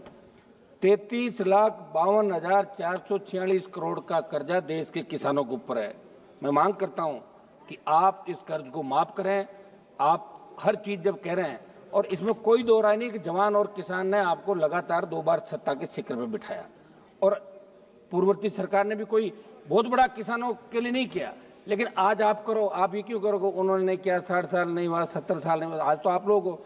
तो किसान कर्ज माफी की मैं मांग दोहरा रहा हूं कि पूरे देश के अंदर राजस्थान सहित आप किसान का कर्जा माफ करें। एमएसपी खरीद पे जो गारंटी कानून की आपने बात करी थी, तीनों कृषि बिल 700 किसानों की शहादत के बाद आपने लिए, तो मैं मांग करता हूं कि तमाम ये राइडर जो 25 क्विंटल का आप रखते हैं, 25 क्विंटल हम खरीदेंगे, बाद में नहीं हटाएंगे। इस राइडर को हटाते, बाद में नहीं कि राइडर को हटाते हुए तमाम खरीद आप करें, ये मैं आपसे मांग करता हूं। किसानों की आर्थिक स्थिति सुधरेगी, बूस्टर डोज मिलेगा। एक बार संपूर्ण कर्जा माफ करें, जिस तरह चौधरी देवीलाल ने 90 के अंदर 10,000 का मूल कर्जा जो ब्याज से चाहे 1,80,000 2 लाख, तब आप लोग भी इसी चाहते हैं तो माफ किया था, ये मैं मांग करता हूं। सब महोदय, अग्निवीर जो लेके आए, निश्चित रूप से देश के अंदर हमारे जवानों के अंदर जज्बा था। बहुत रैलियां, मेरा घर स्टेडियम के सामने नागौर के अंदर बच्चे दौड़ने के लिए आते थे, शेखावाटी के अंदर, हरियाणा, यूपी, पंजाब, लेकिन अग्निवीर आने के बाद जो सेना के अंदर क्रेज था जाने का, वो खत्म हो गया। मंत्री जी, आप मेरी तरफ देख रहे हैं, इसके अंदर आप करें कि हमारे बच्चे सेना के अंदर जाएं। और इन्होंने, रक्षा मंत्री जी ने एक बयान दिया कि अग्निवीर को लेके जाने की इच्छुक युवाओं, सेना के सम्मान को हम लोग बहुत रख रहे हैं, और लिखा कि अग्निवीरों को कार्यमुक्त होने के बाद कौशल प्रमाण पत्र दिया जाएगा। तो कौशल प्रमाण पत्र के लिए सेना के अंदर थोड़ी जाते हैं। हमारी जो सेना है, वर्ल्ड की सबसे नंबर 1 सेना, थल सेना, हमारी एयरफोर्स, हमारी नेवी। तो मैं मांग करूंगा कि अग्निवीर की योजना को समाप्त करके पूर्व की भांति सेना भर्ती रैलियां चालू की जाए। और हमारी आई रेजिमेंट का मामला, हमारे अलवर से मंत्री जी आते हैं, गुजर रेजिमेंट का मामला, तमाम रेजिमेंट जो पहले यहाँ देश के अंदर थी, उन रेजिमेंटों की पुनर्स्थापना करें, नई रेजिमेंट बनाए जो लड़ाके देश के अंदर, जो मार्शल जातियां हैं वो चाहती कि हमारी रेजिमेंट भी सीमाओं पर लड़े, तो उन रेजिमेंटों की स्थापना भी आपको करनी चाहिए, ये मैं मांग करता हूं। सभापति महोदय, हमारे राजस्थान के अंदर पेपर लीक के मामले बहुत हुए पूर्ववर्ती सरकार के समय, और अब भी 1-8 पेपर लीक की घटनाएं हुई। एसआई भर्ती जिसके अंदर आरपीएससी के एक सदस्य को पकड़ा और 50 ट्रेनी एसआई जेल के अंदर, उनमें कुछ की जमानत हो गई। मैं आपको याद दिलाना चाहता हूं, जब सड़कों पर आप लड़ रहे थे, हम भी लड़ रहे थे, आपने कहा था कि तमाम जो पेपर लीक हुआ राजस्थान के अंदर, जिसमें ईओ भर्ती, आरओ भर्ती, सीएचओ भर्ती, लाइब्रेरियन भर्ती, वरिष्ठ अध्यापक, व्याख्याता सहित कई भर्तियों के पेपर आउट, और आरपीएससी के अध्यक्ष को भी गिरफ्तार किया गया था। हाल ही में 2 आरपीएससी से जो गिरफ्तार किया, मगर आपकी सरकार पर्दे के पीछे बैठे मगरमच्छों को नहीं पकड़ पा रही है। एसओजी जा तो रही है, लेकिन उन लोगों को नहीं पकड़ पा रही है जिन्होंने पेपर लीक की घटनाओं को अंजाम दिया, और इसलिए नहीं पकड़ पा रही है कि अभी उपचुनाव के अंदर आपने उनको बुला के कहा कि हम आपको पकड़ रहे हैं, उन्होंने कहा पकड़ो मत, हम हमारी पार्टी की जमानत जब्त करा लेंगे, ये लो टिकट आपके हिसाब से, और 5 जगह जमानत जब्त करा ली कांग्रेस पार्टी ने। तो मैं मांग करूंगा कि आप इस एसआई भर्ती को रद्द करें, कोर्ट का बहाना नहीं बनाए। आपके नेताओं की डिमांड थी, स्वयं मुख्यमंत्री सड़कों पर कह रहे थे कि हमारी सरकार में तो हम एसआई भर्ती रद्द करेंगे, तमाम उन भर्तियों को जिनके लोगों को पकड़ा रद्द करके एक नया संदेश राजस्थान और देश के अंदर दें। सबद सीबीआई के मामले को राजस्थान के हमारे बहुत चर्चित मनोहर राजपुरोहित अपहरण की जांच हाईकोर्ट के निर्देश के बाद सीबीआई ने अभी तक शुरू नहीं की। लंबे संघर्ष के बाद लवली कंडारा एनकाउंटर की जांच तो शुरू हो गई, सीबीआई ने कर दी, लेकिन बाड़मेर जिले के कमलेश प्रजापति फर्जी एनकाउंटर की जांच के अंदर कुछ नेताओं के नाम आ रहे हैं, वो जांच सीबीआई ने अभी चालू नहीं की। हम चाहते कि इसमें क्या कार्रवाई सदन को मालूम पड़ना चाहिए। जोधपुर में अनिता जाट हत्याकांड के मामले में स्टेट पुलिस द्वारा चार्जशीट दाखिल करने के 5 दिन बाद सीबीआई ने एफआईआर दर्ज की है। मैं बात इसलिए कह रहा हूं कि सीबीआई पर लोगों का भरोसा है, इसलिए सीबीआई राजस्थान से जुड़े तमाम मामले जो दिल्ली में पेंडिंग है, हमारे 4 मंत्री राजस्थान चाहते हैं, स्वयं लोकसभा अध्यक्ष भी राजस्थान चाहते हैं, मैं उनको भी कहना चाहूंगा कि सीबीआई के मामले के अंदर त्वरित अनुसंधान होकर दोषियों के खिलाफ कार्रवाई करें तो कड़ा संदेश अपराधियों के अंदर जाएगा। सवद महोदय, आबकारी नीति आपके माध्यम से हाल ही में राजस्थान की भाजपा सरकार जो आबकारी नीति लेकर आई, मंत्री जी थोड़ा एक मिनट, राजस्थान का मामला, आबकारी नीति जो राजस्थान की सरकार लेके आई है, वैसे तो हम शराबबंदी के खिलाफ जो आंदोलन में राजस्थान का हमने हिस्सा लिया कि शराबबंदी होनी चाहिए। शराबबंदी आप बार बार कह रहे हो कोई आर्थिक स्थिति ठीक नहीं है, बड़ा रेवेन्यू मिलता है, बंद नहीं कर रहे हो, तो आप इतना तो कर सकते हैं कि जो आबकारी नीति आप ला रहे हैं उसके अनुसार अलग अलग दुकानों के स्थान पर समूह को ठेके दिए जाएंगे। वही रेड पार्टियां पुरानी बांधी, वही शराब माफिया पनपेगा राजस्थान के अंदर, मुश्किल से मुक्त हुआ है राजस्थान। इसलिए मैं मांग करता हूं इस आबकारी नीति को समाप्त करके एक्स आर्मी जो रिजर्वेशन दुकानों के अंदर रखा, हजारों लोगों को रोजगार मिलेगा, उनका रोजगार छीन के कुछ समूहों को ठेके आप नहीं दे। आबकारी नीति के अंदर बड़ा खेल हुआ है, तो समझ में आपके माध्यम से सरकार से मांग करूंगा कि भारतीय जनता पार्टी की सरकार इन नई आबकारी नीति को लागू नहीं करे और पूर्व की भांति जो दुकानें चल रही है उस हिसाब से राजस्थान के अंदर दुकान आवंटित करें और दूसरे जो हमारा एक्स आर्मी दूसरा कोटा है ताकि उनको रोजगार मिल सके। समझ महोदय, उत्तर प्रदेश के अंदर आबकारी नीति के अंदर बदलाव राजनाथ सिंह ने किया था, पहले भी वहां ऐसा चलता था और आपकी सरकार ने भी वहां दुकान देने का काम आपकी सरकार ने किया, इसलिए आप अपनी सरकार के उस निर्णय को बदलने का काम नहीं करें। समझ महोदय, निवेश के अंदर प्रधानमंत्री जी राजस्थान में रिसर्जेंट राजस्थान नाम के कार्यक्रम का उद्घाटन किया। मैं आपके माध्यम से सदन को बताना चाहता हूं कि प्रदेश में उद्योगों से जुड़े निवेश लाने के लिए इस तरह का कार्यक्रम किया गया, अरबों रुपए खर्च करके इसका प्रचार किया। एक तरफ, दूसरी तरफ राजस्थान राइजिंग से प्रदेश में निवेश की तैयारियों के बीच 20% निर्यात घट गया। कारण यह कि भारत सरकार के कस्टम विभाग के बड़े अधिकारी ने राजस्थान में बार बार जांच आपत्तियों के नाम पर व्यापारियों को तंग करना शुरू कर दिया था। समझ महोदय, महंगाई के बारे में बताना चाहूंगा कि सरकार ने अभिभाषण में आत्मनिर्भर भारत और अर्थव्यवस्था के विकास की बात की, लेकिन जमीनी हकीकत कुछ हो रही है। महंगाई चरम पर, आम जनता की क्रय शक्ति लगातार घट रही है। खाद्य पदार्थों, ईंधन, रसोई गैस, दवाओं की कीमतें आसमान छू रही है। पेट्रोल डीजल के दामों में लगातार बढ़ोतरी हो रही है। 2014 से 24 के बीच अंतर्राष्ट्रीय बाजार के अंदर प्रति बैरल क्रूड ऑयल की कीमतें घटी थी, लेकिन आपने फिर भी 100 रुपए से ज्यादा पेट्रोल डीजल पे कीमत आप ले रहे हो, तो आम आदमी को आप राहत दें, वो आपका मतदाता है, ये मैं मांग करता हूं। समझ महोदय, फसल बीमा, सबसे बड़ा घोटाला फसल बीमा के अंदर हो रहा है। अब आपने एक नया कर दिया क्रॉप कटिंग, और अगर फसल आपने बो दी और वो उगी नहीं तो उसका ही आप उनको बीमित कर रहे हो। जो खड़ी फसल है उसको भी श्रेणी के अंदर लिया जाए और फसल बीमा कंपनियां जो है, हम दिशा की मीटिंग के अंदर बुलाते, दूसरे उसमें बुलाते, कोई आता ही नहीं, कोई सही जवाब नहीं देता। तो फसल बीमे का, प्रधानमंत्री फसल बीमा का जो आप प्रचार कर रहे हो, प्रत्येक व्यक्ति को राहत मिले, प्रीमियम लेने के बाद उसका हक भी बनता है। इस दिशा में फसल बीमा में सुधार आपकी सरकार को करने चाहिए। समझ महोदय, ये जो क्लेम कई लोग फर्जी तरीके से उठा रहे, एक रिपोर्ट के मुताबिक इन दिनों जिले के 8 मेरी गांव में 2000 खेतों का 300 करोड़ का क्लेम फर्जीवाड़े से उठा लिया। ये प्रधानमंत्री जी फसल बीमा योजना की सार्थकता का लाभ असली। एक मिनट साहब सुनो, 1 मिनट में समाप्त कर रहा हूँ सभापति जी, 1 मिनट सभापति जी, 1 मिनट, आधा मिनट, एक विषय हो रहा है मेरा, इस पे फसल बीमा पे नए सिरे से करें। एक विषय हमारा अलवर से मंत्री जी आ रहे हैं सर, मुख्यमंत्री जी को 1 मिनट साहब, सभापति जी आधा मिनट साहब, आधा मिनट सर, हम रात को 12 बजे तक कोरम पूरा करते हैं, ऐसे क्या कर रहे हो? आधा मिनट दे साहब।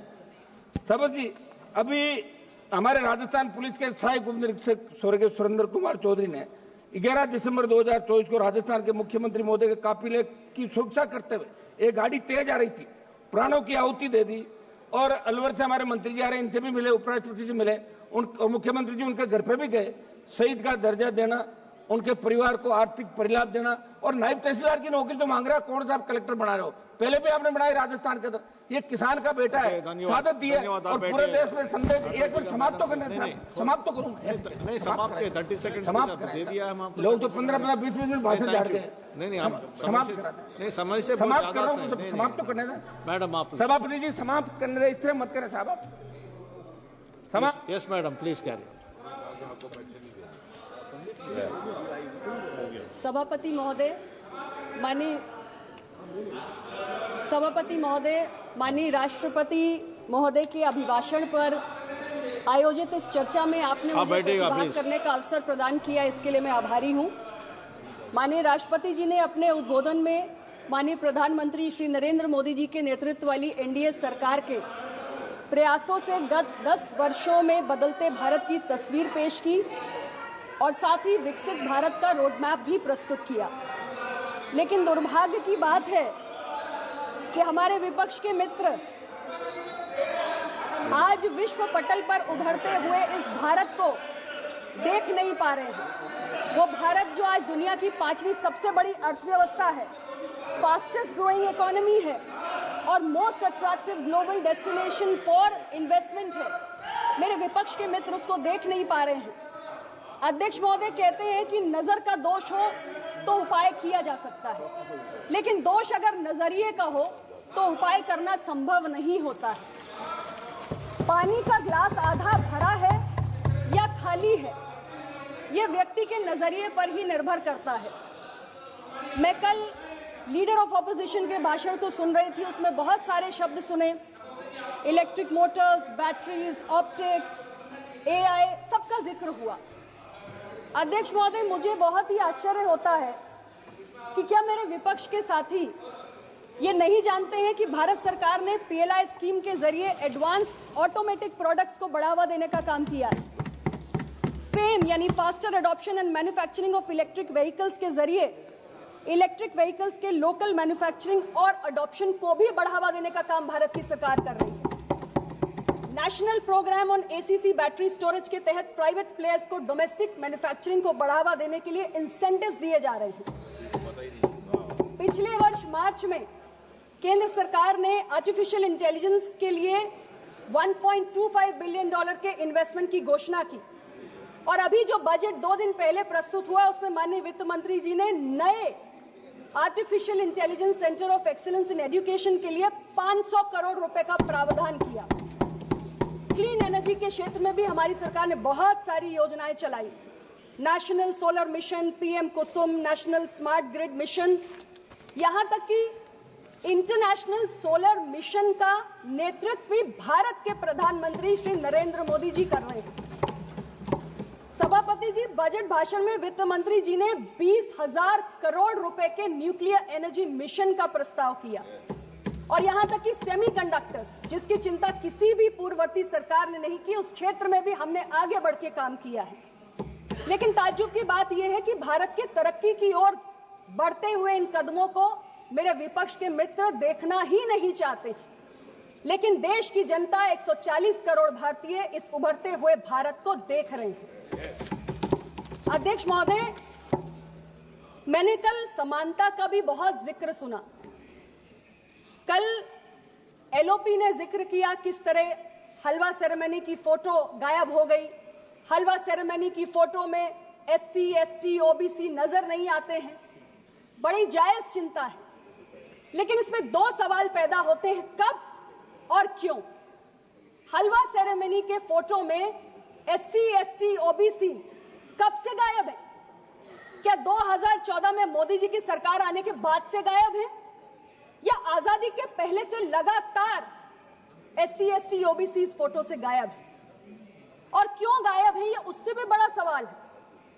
सभापति जी, इस फोटो फ्रेम में आने के लिए एक जरूरी शर्त है और वो शर्त है कि एससी, एसटी, ओबीसी आईएएस अफसर हो और इन वंचित वर्गों के आईएएस बनने का जो रास्ता था उसमें सबसे बड़ा रोड़ा अगर कोई बना है तो वो कांग्रेस पार्टी बनी है, जिसने मंडल कमीशन की सिफारिशों को लागू नहीं होने दिया।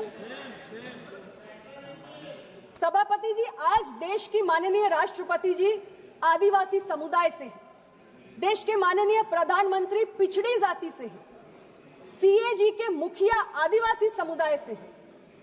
क्या लोकतंत्र के इन सर्वोच्च पदों पर मोदी जी की सरकार आने से पहले जो तमाम सरकारें रही और 5 दशक तक तो यूपी और कांग्रेस की सरकार रही, क्या इन सर्वोच्च पदों पर वंचित वर्गों के लोग कभी आसीन हो पाए? और अगर नहीं हो पाए तो इसका जिम्मेदार कौन है? क्या यूपीए की सरकार ने मुख्यमंत्री या केंद्रीय मंत्री बनाने में पिछड़े, दलित, आदिवासी को कभी तवज्जो दी? आज ये जरूरी है कि 1952 से लेकर आज तक का सारा डेटा देश के सामने आए कि पिछड़े और वंचितों को भागीदारी सर्वोच्च पदों पर कब मिली और कितनी मिली। अध्यक्ष जी, बहुत दुख की बात है कि 75 वर्ष हो गए देश को आजाद हुए, लेकिन 75 वर्षों के बाद हम चर्चा क्या कर रहे हैं? सवाल कौन सा उठ रहा है कि इस देश की बहुसंख्यक आबादी जो पिछड़ा है, दलित है, आदिवासी है, आज भी उसको भागीदारी नहीं मिल पाई, आज भी उसको प्रतिनिधित्व नहीं मिल पाया।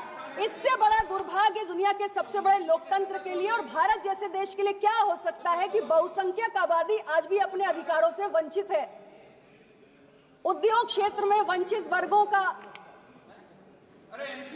उपस्थिति नहीं है, किसी बड़े उद्योग घराने का स्वामित्व वंचित वर्गों के पास नहीं है, किसी बड़े मीडिया घराने का स्वामित्व आज हमारे किसी दलित ओबीसी के पास नहीं है। सवाल अहम है लेकिन कारण जानना जरूरी है। सभापति जी, हमें यह समझने की जरूरत है कि आजादी के बाद लगातार कई वर्षों तक हमारा दलित, पिछड़ा, आदिवासी अपनी बुनियादी जरूरतों को पूरा करने की जद्दोजहद में ही लगा रहा, रोटी कपड़ा मकान की चिंता से ही मुक्त नहीं हुआ। और जब वो इन बुनियादी जद्दोजहद में उलझा हुआ है तो वो क्या किसी उद्योग की स्थापना करेगा या किसी मीडिया घराने का मालिक बनेगा? क्या हम सब नहीं जानते कि किसी बड़े उद्योग घराने को लगाने के लिए, किसी बड़े मीडिया घराने के लिए जिस विशाल अर्थतंत्र की आवश्यकता है वो इस देश के दलित, पिछड़े, आदिवासी के पास नहीं है। और ये आबादी जो अपनी बुनियादी जरूरतों से जूझती रही है, अगर उसकी बुनियादी जरूरतों की चिंता किसी ने की है तो हमारी सरकार ने की है। और मोदी जी की सरकार की वो तमाम गरीब हितैषी योजनाएं जिनके आंकड़े आज मेरे विपक्ष के मित्रों को बड़े उबाऊ लगते हैं, वो आंकड़े आज जमीन पर क्रांतिकारी परिवर्तन ला रहे हैं, क्योंकि लोगों के जीवन में बदलाव हो रहा है, उन्हें बुनियादी जरूरतों के इस जंजाल से मुक्ति मिल रही है। जब इन चिंताओं से वो मुक्त होगा तभी वो तरक्की करेगा और उसकी तरक्की के बहुत सारे रास्ते हमने खोले हैं। अध्यक्ष जी, जब मीडिया में भागीदारी का सवाल आता है तो यहां मैं अपने साथियों से यह भी कहना चाहती हूं कि न केवल मीडिया घरानों का स्वामित्व, बल्कि मीडिया घरानों में सामाजिक विविधता गायब है। पिछड़े, दलित, आदिवासियों की भागीदारी वहां नहीं है। लेकिन यह चिंता मोदी सरकार को नहीं करनी है, यह चिंता स्वयं मीडिया हाउसेस को करनी है। उन्हें यह एहसास करने की जरूरत है कि केवल समानता के सिद्धांत पर लेख लिखने से काम नहीं हो जाता है, बल्कि अपनी खुद की भर्ती प्रक्रिया में भी दलित, पिछड़े, आदिवासियों को स्थान देना होता है, उनको जगह देनी होती है। और यह काम मीडिया को करना है, ना कि मोदी जी की सरकार को। मोदी जी की सरकार को जो काम करना है वो हम कर रहे हैं। मेरे बहुत सारे विपक्ष के मित्र यहाँ पे सामाजिक न्याय का ढिंडोरा बार बार पीटते हैं। मैं उनसे ही पूछना चाहती हूं कि जब उनकी सरकारें थी, राज्य में थी, केंद्र में थी, तो जिस जातीय जनगणना की वो बार बार बात करते हैं, उन्होंने वो जातीय जनगणना कराने का क्या एक भी कदम उठाया? राज्य में समाजवादी पार्टी की सरकार थी, केंद्र में यूपीए की सरकार थी, समाजवादी पार्टी उसको समर्थन दे रही थी। आज वो कह रहे हैं कि हम कांग्रेस से एक कदम आगे बढ़कर जातीय जनगणना कराने के लिए तैयार हैं। लेकिन जब उनके हाथ में ये ताकत थी, जब हमारे कांग्रेस के साथियों के हाथ में ये ताकत थी, तब आपने कास्ट सेंसस के बारे में क्यों नहीं सोचा? और ये सच है, हम सब इसी समाज में रहते हैं कि इस देश में पिछड़ों, दलितों और आदिवासियों की बहुसंख्यक आबादी है और उनकी सही गिनती होगी तो शायद उनके हित के लिए बड़े काम और भी हो सकेंगे। लेकिन हमें अपने दिल पे हाथ रख के जरूर पूछना चाहिए कि जब हमारे हाथों में कुछ ऐसा करने की ताकत थी तब हमने क्या किया। मोदी जी की सरकार के तो अनेक काम गिनाए जा सकते हैं जो सामाजिक न्याय को सुनिश्चित करने वाले काम थे, चाहे केंद्रीय विद्यालय, नवोदय विद्यालय, सैनिक स्कूलों में हमारे पिछड़े वंचित समाज के बच्चों को एडमिशन में आरक्षण देने का विषय हो, या हमारे राष्ट्रीय पिछड़ा वर्ग आयोग को संवैधानिक दर्जा देने की बात हो। ऐसे एक तमाम काम हैं जो हमारी सरकार ने किए हैं। लेकिन विपक्ष के मित्रों से मैं पूछना चाहती हूं कि अगर आपने सामाजिक न्याय की दिशा में कोई भी महत्वपूर्ण कदम उठाया हो तो आप अपनी बातों में उसका उल्लेख जरूर करें। सभापति महोदय, मेरे विपक्ष के एक साथी ने अभी थोड़ी देर पहले उठकर नौकरियों का प्रश्न उठाया। मैं कहना चाहती हूं कि जब हम बैकलॉग के आंकड़े देखते हैं तो ये बैकलॉग के आंकड़े हमें पिछले कई वर्षों से लगातार देखने चाहिए। ये बैकलॉग इतना कैसे बढ़ गया? 5 दशक तक इस देश में यूपीए की सरकार थी। आपने जो हमारे पिछड़े, दलित, आदिवासी समाज के नौकरियों के बैकलॉग हैं, उसको पूरा करने के लिए, उसको भरने के लिए कोई प्रभावी कदम क्यों नहीं उठाया? लेकिन हमारी सरकार ने इस बैकलॉग को खत्म करने के लिए मिशन रिक्रूटमेंट चलाया।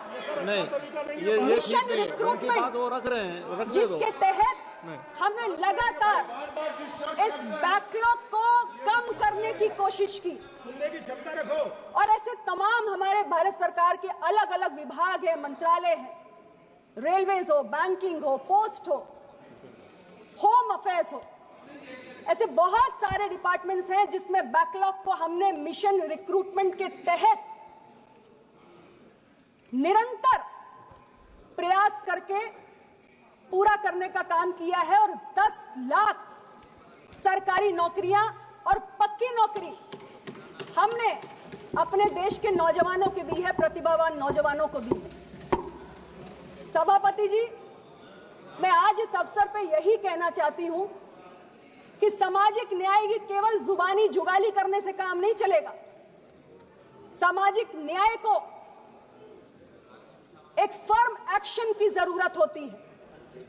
वो फर्म एक्शन हमने तो करके दिखाया है, लेकिन जब विपक्ष के साथी इस फोरम पे खड़े होते हैं और सामाजिक न्याय की दुहाई देते हैं तो उनसे मैं जरूर कहना चाहती हूं कि अगर आपने कोई भी फर्म एक्शन लिया हो अपने कार्यकाल में तो आप उसका भी उल्लेख जरूर करें। दूध का दूध और पानी का पानी हो जाएगा। और इतना ही कहते हुए माननीय राष्ट्रपति महोदया जी को मैं उनके अभिभाषण के लिए बहुत बहुत धन्यवाद देना चाहती हूं कि वो हमारे बीच में आई और हम सभी को उन्होंने संयुक्त रूप से संबोधित किया। आपका बहुत बहुत धन्यवाद, आपने मुझे अवसर प्रदान किया। धन्यवाद। माननीय श्री किशोरी लाल जी, माननीय श्री किशोरी लाल जी।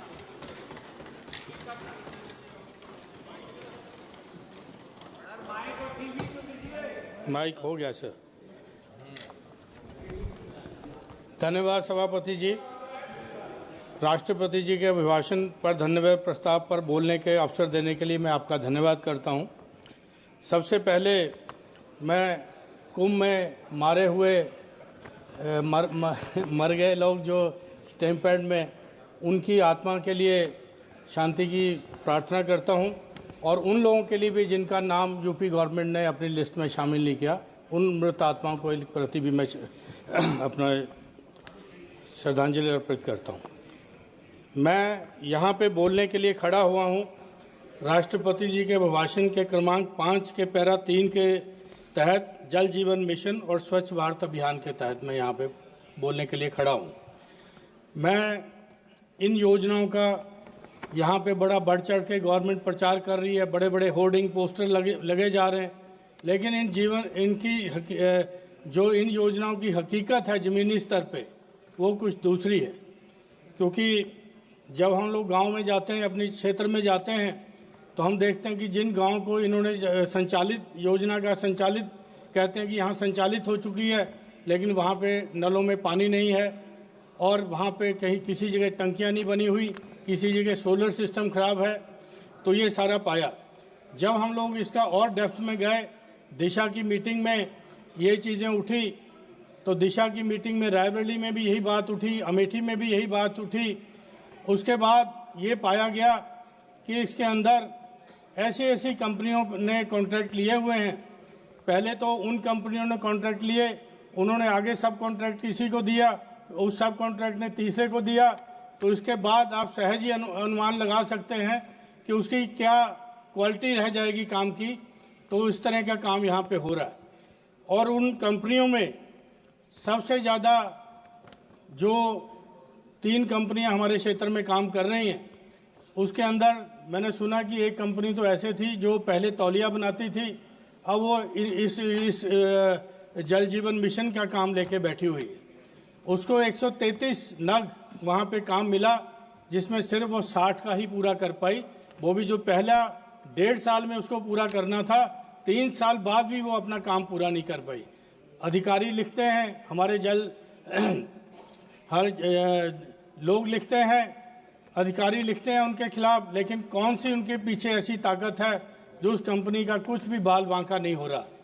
अब इसका करप्शन का, इसका आप देखिए कि करप्शन किस तरह का है कि सुल्तानपुर के अंदर एक एक्सियन की हत्या कर दी जाती है, क्योंकि वो ईमानदार अफसर ने ठेकेदार का जब काम ठीक नहीं था, उसने ऑब्जेक्शन उठाया, उसके सबॉर्डिनेट से मिलके उसको मार दिया गया, उसका मुंह पे टेप लगा के उसको मार दिया गया। और जब वो गिरफ्तार हुए तो उन्होंने बताया कि क्योंकि इसने 2 ब्लॉकों का हमारा ठेका कैंसिल किया था, इसलिए हमने इसको मार दिया। तो ये हालात है आपके जल जीवन मिशन की। हमारी दिशा की मीटिंग में रायबरेली के अंदर जो पहले सपा के एमएलए हुआ करते थे, आजकल बीजेपी में शामिल हो गए, टेक्निकली तो नहीं लेकिन बीजेपी में शामिल हो गए। उन्होंने अपनी दिशा की मीटिंग में इस चीज को उठाया कि 29 पीडब्ल्यूडी की सड़कें खोदी गई हैं। उसके बाद जिस कंपनी ने ठेका लिया था उसको बना के वापस देना था, लेकिन उन्होंने खाली मिट्टी भर के उसकी खाना पूर्ति किया। ये हम नहीं कह रहे, सत्ता दल का ये एमएलए कह रहा है। मेरे पास सर ये कागज हैं जो सरकारी कागज हैं, जिसके अंदर ऐसी कंपनियों के खिलाफ लिखा जा रहा है, लेकिन वहां पे लखनऊ में जाके ये कागज के ऊपर कोई कार्रवाई नहीं होती है। और वो कंपनियां यहाँ पे देती हैं ये चीज कि हमने ये काम 2 साल में एक टंकी पूरी नहीं हो रही है, ओवरहेड टैंक नहीं पूरा हो रहा, वो कंपनी नहीं कर पा रही है। उसके ऊपर क्या एक्शन लिया जा रहा है जनप्रतिनिधियों को कभी बताया नहीं जाता। उसके बाद इसके बाद ये चीजें जो हुई हैं वहां पे जल जीवन मिशन में, हमारे यहाँ पे जो अधूरा काम है उसके लिए हमारे ऑफिसर प्रयास करते हैं, लेकिन जब उनकी कहीं लखनऊ में सुनवाई नहीं होती तो बेचारे निराश होकर बैठ जाते हैं। इसमें हमारा डिस्ट्रिक्ट से हमेशा इसके लिए प्रयास होता है कि इसके ऊपर कार्रवाई हो, लेकिन आगे जाके कार्रवाई नहीं होती। कितने ताकतवर हैं ये कॉन्ट्रैक्ट लेने वाले। उसके बाद मैं दूसरा मेरा जो ये था स्वच्छ भारत अभियान के तहत। तो क्योंकि स्वच्छ भारत अभियान में सरकार ने ये कहा कि 12 करोड़ शौचालय बनाए गए हैं और 12 करोड़ शौचालय में 6 लाख गांव इन्होंने ओडीएफ कर दिए गए, शौच मुक्त घोषित किए गए। लेकिन इन स्वतंत्र जो और हमारे हुए हैं सर्वे, उसने इनके ऊपर सवाल उठाया। मैं अपने अमेठी संसदीय क्षेत्र की बात करूं तो हमारे डिस्ट्रिक्ट हेडक्वार्टर के ऊपर जो शौचालयों का जो देखिए कि डिस्ट्रिक्ट हेडक्वार्टर के ऊपर स्वच्छ भारत मिशन का ये वहाँ पे दिया है। कहीं शौचालयों में दरवाजे नहीं हैं, गंदगी है, ये सारे चीज़ें उस पे ये हैं। तो आप अपने स्वच्छ भारत मिशन का हाल देख लीजिए कि जिसकी आप बड़ी प्रशंसा करते हैं, बड़े बड़े आपके फ्लैगशिप प्रोग्राम है ये, जो 2014 में जल जीवन मिशन पूरा होना था, आपने 19 करोड़ 37 लाख गांव के अंदर पानी देना था। सीतारमन जी ने बताया कि सिर्फ 15 करोड़ समथिंग में पानी गया है। लेकिन और उसके अंदर भी 3 करोड़ यूपीए गवर्नमेंट के टाइम का है। मेरा यही कहना है कि ये जो चीज़ें हो रही हैं इसके अंदर देखिए, क्योंकि ये जनता की गाड़ी कमाई का ये पैसा है जो इन योजनाओं पे लग रहा है। अगर इन योजनाओं की हकीकत धरातल पे इस तरह की है तो आप सोचिए कि कितना बड़ा करप्शन इसके अंदर हो रहा है। तो मेरा एक बस में एक सर मैं करके ख़त्म करूंगा, अभी और भी बोलना था। मैं बस एक शेर मतलब आदम गोंडवी जी की 2 लाइनें पढ़ के ख़त्म करूंगा। तुम्हारी फाइलों में गांव का मौसम गुलाबी है, मगर ये आंकड़े झूठे हैं, दावा किताबी है। बस इतना कह के मैं अपना स्थान लूंगा।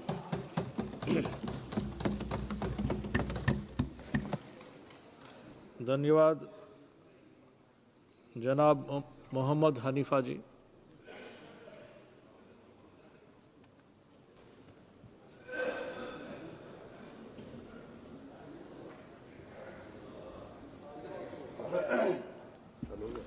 शुक्रिया ऑनरेबल सर, आपने मुझे प्रेसिडेंट साहिबा के खिताब पर बोलने का मौका दिया। सर, हमने अपने आइन के 75वें साल मनाया और सदर मोहतरमा ने अपने खिताब में ज़िक्र किया कि किस तरह हमारा मुल्क गुज़श्ता 75 सालों में एक मजबूत जमहूरी कौम के तौर पर बुलंदियों को पहुंचा है। सर, लद्दाख को 2019 में यूटी बनाया जाने के बाद वहाँ कहीं न कहीं जमहूरी निज़ाम ख़त्म हुई है और लद्दाख के अवाम पिछले कई सालों से लद्दाख में जमहूरियत की बहाली, वहाँ के ज़मीन, वसाइल, सकाफ़त और नौजवानों के मुस्तक़बिल को लेकर एहतिजाज के ज़रिए गवर्नमेंट से मुतालिबात कर रही हैं। मैं ऑनरेबल होम मिनिस्टर जनाब अमित शाह जी का शुक्रगुजार हूँ कि MHA ने लद्दाख के KDA और एपेक्स के नुमाइंदों के साथ उनके 4 पॉइंट एजेंडे पर बातचीत का सिलसिला दोबारा से शुरू किया है और मुझे और लद्दाख के अवाम को उम्मीद है कि इस बातचीत का नताइज ठोस और लद्दाख के अवाम की तवक्कात के मुताबिक होंगे, जो कि जमहूरियत की मुकम्मल बहाली, लद्दाख में ज़मीन, वसाइल और सकाफ़त की तहफ़्फ़ुज़ात हैं।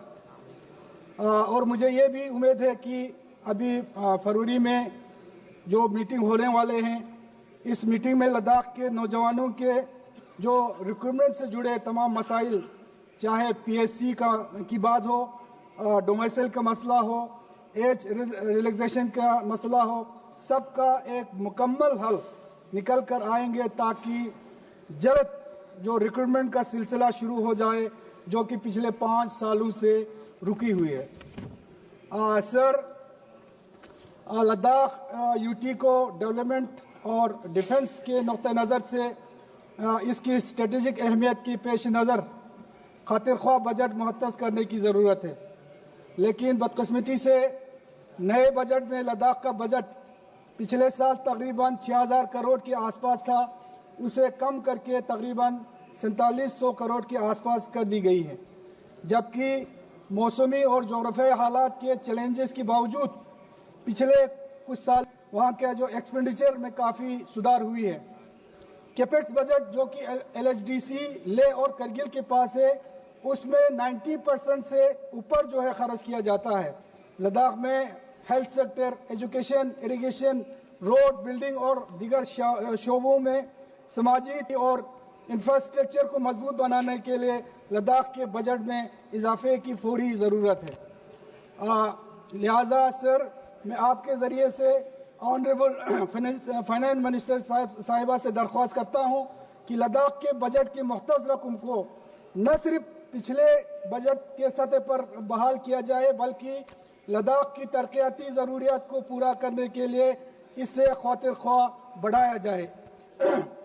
सर, उड़ान स्कीम का जिक्र ऑनरेबल प्रेसिडेंट साहिबा के खिताब में हुए हैं, जिसमें तकरीबन 1.5 करोड़ शहरी फ़िज़ाई खदमात से फ़ायदा उठाने की बात की है, लेकिन लद्दाख के कारगिल डिस्ट्रिक्ट में सिविल एयर सर्विस का डिमांड पिछले 60 सालों से करते आ रहे हैं और पिछले 35-40 सालों से वहाँ एक एयरपोर्ट बनकर तैयार है और एयरफोर्स के जहाज़ें वहाँ पर उतरती हैं। 2 बार इस एयरपोर्ट को उड़ान स्कीम में शामिल करने के बावजूद अभी तक सिविल एयर सर्विस शुरू नहीं हुआ है। यूटी एडमिनिस्ट्रेशन ने 20 सीटों वाले एयरक्राफ्ट की तजवीज़ पेश किया है। ऑनरेबल सिविल एविएशन मिनिस्टर से कई बार इस बात में मेरी बातचीत हुई है और उन्होंने हमें आश्वासन भी दिया है। मैं आपके जरिए एक बार फिर ऑनरेबल मिनिस्टर से गुजारिश करता हूं कि उड़ान स्कीम के तहत करगिल में सिविल एयर सर्विस जल्दी शुरू किया जाए। लद्दाख में सेहत और तालीमी इदारों को तरजीही बुनियादों पर अपग्रेड करने की ज़रूरत है। मैं हुकूमत का शुक्रगुजार हूं कि लद्दाख में एक मेडिकल कॉलेज की मंजूरी दी है जो लेह डिस्ट्रिक्ट में बनाया जाएगा, मगर एक इंजीनियरिंग कॉलेज का अनाउंसमेंट हुई है जो करगिल डिस्ट्रिक्ट में बनाया जाना है। अभी तक इस पर कोई पेशरफ नहीं हुआ है, इसको भी जल्द मंजूरी देकर काम शुरू करने की ज़रूरत है। डिस्ट्रिक्ट हॉस्पिटल करगिल जो कि 70 बेडेड हॉस्पिटल है, इसको 300 बेडेड हॉस्पिटल का दर्जे तक इसको अपग्रेड करने की ज़रूरत है। लद्दाख में सुपर स्पेशलिटी खदमात की कमी है सर। करगिल और लेह दोनों डिस्ट्रिक्ट में कार्डियोलॉजी और न्यूरोसर्जन की पोस्ट क्रिएट करने की ज़रूरत है। लद्दाख की बड़ी आबादी को तालीम की तक रसाई फराहम करने के लिए हायर एजुकेशन को मजबूत करने की ज़रूरत है और वहाँ के जोग्राफिया और मौसमी हालात को मद्देनज़र रखते हुए लद्दाख के जो फार फ्लंग एरियाज है वहाँ पे स्कूलों को अपग्रेड करने की ज़रूरत है। सर, करगिल के सबसे पॉपुलेटेड एरिया वहाँ के सांगकोसुर इलाका है। सांगको में एक डिग्री कॉलेज का मुतालिबा बहुत सालों से होती आ रही है। डिग्री कॉलेज की मंजूरी अभी तक पूरी नहीं हुई। इस इलाके में स्टूडेंट्स की एक बड़ी आबादी है सर, और इनकी तालीमी ज़रूरियात को पूरा करने के लिए फौरी तौर पर डिग्री कॉलेज की ज़रूरत है। लिहाजा इसी माली साल में तरजीही बुनियादों पर मंजूर किया जाए। शुक्रिया। शुक्रिया। माननीय श्री उमेश भाई पटेल। अध्यक्ष महोदय जी, मैं महामहिम राष्ट्रपति जी के संबोधन पर अपने विचार साझा करने के लिए खड़ा हुआ हूं। महामहिम राष्ट्रपति जी ने बजट संबोधन के दौरान कई मुद्दों पर चर्चा की जो पिछले समय में देश की विकास की प्रगति और आने वाले वर्षों के लिए अनुमानित दिशा को दर्शाते हैं। अध्यक्ष महोदय जी, मुझे बहुत भारी मन से आपको सूचित करना है कि मेरे क्षेत्र को माननीय राष्ट्रपति द्वारा उनके संबोधन में उल्लेखित लगभग सभी मानकों पर हमारे प्रशासन द्वारा पीड़ित किया जा रहा है। तानाशाही से मनमानी भरी कार्यवाही की जा रही है। लोगों के घर, मकान, दुकान तोड़े जा रहे हैं, लोगों के रोजगार छीने जा रहे हैं और यह रोजमर्रा के मामले का विषय बन गया है। अध्यक्ष महोदय जी, हमारे प्रदेश के प्रशासन की जमीनी कार्यवाही केंद्र सरकार की विकास और जल कल्याण पर घोषित प्रतिबद्धताओं के साथ पूरी तरह से भिन्न है। सरकार हर वर्ग के लोगों का हर प्रकार से विकास चाहती है, पर हमारा प्रशासन हर वर्गों के लोगों का हर प्रकार से विनाश कर रहा है। महामहिम ने 1950 से गणतंत्र बनने की भारत की यात्रा पर चर्चा करते हुए लोकतंत्र को नई ऊंचाइयों पर ले जाने की बात कही। हमारे प्रदेश प्रशासन ने लोगों के चुने हुए प्रतिनिधि सांसद जो इस सदन का प्रतिनिधित्व करता है, ऐसे सांसद तक को सार्वजनिक कार्यों और बैठकों में सभी भागीदारी से व्यवस्थित रूप से बाहर कर दिया है। सदन का अपमान है। अध्यक्ष महोदय जी, मुझे अभी हाल में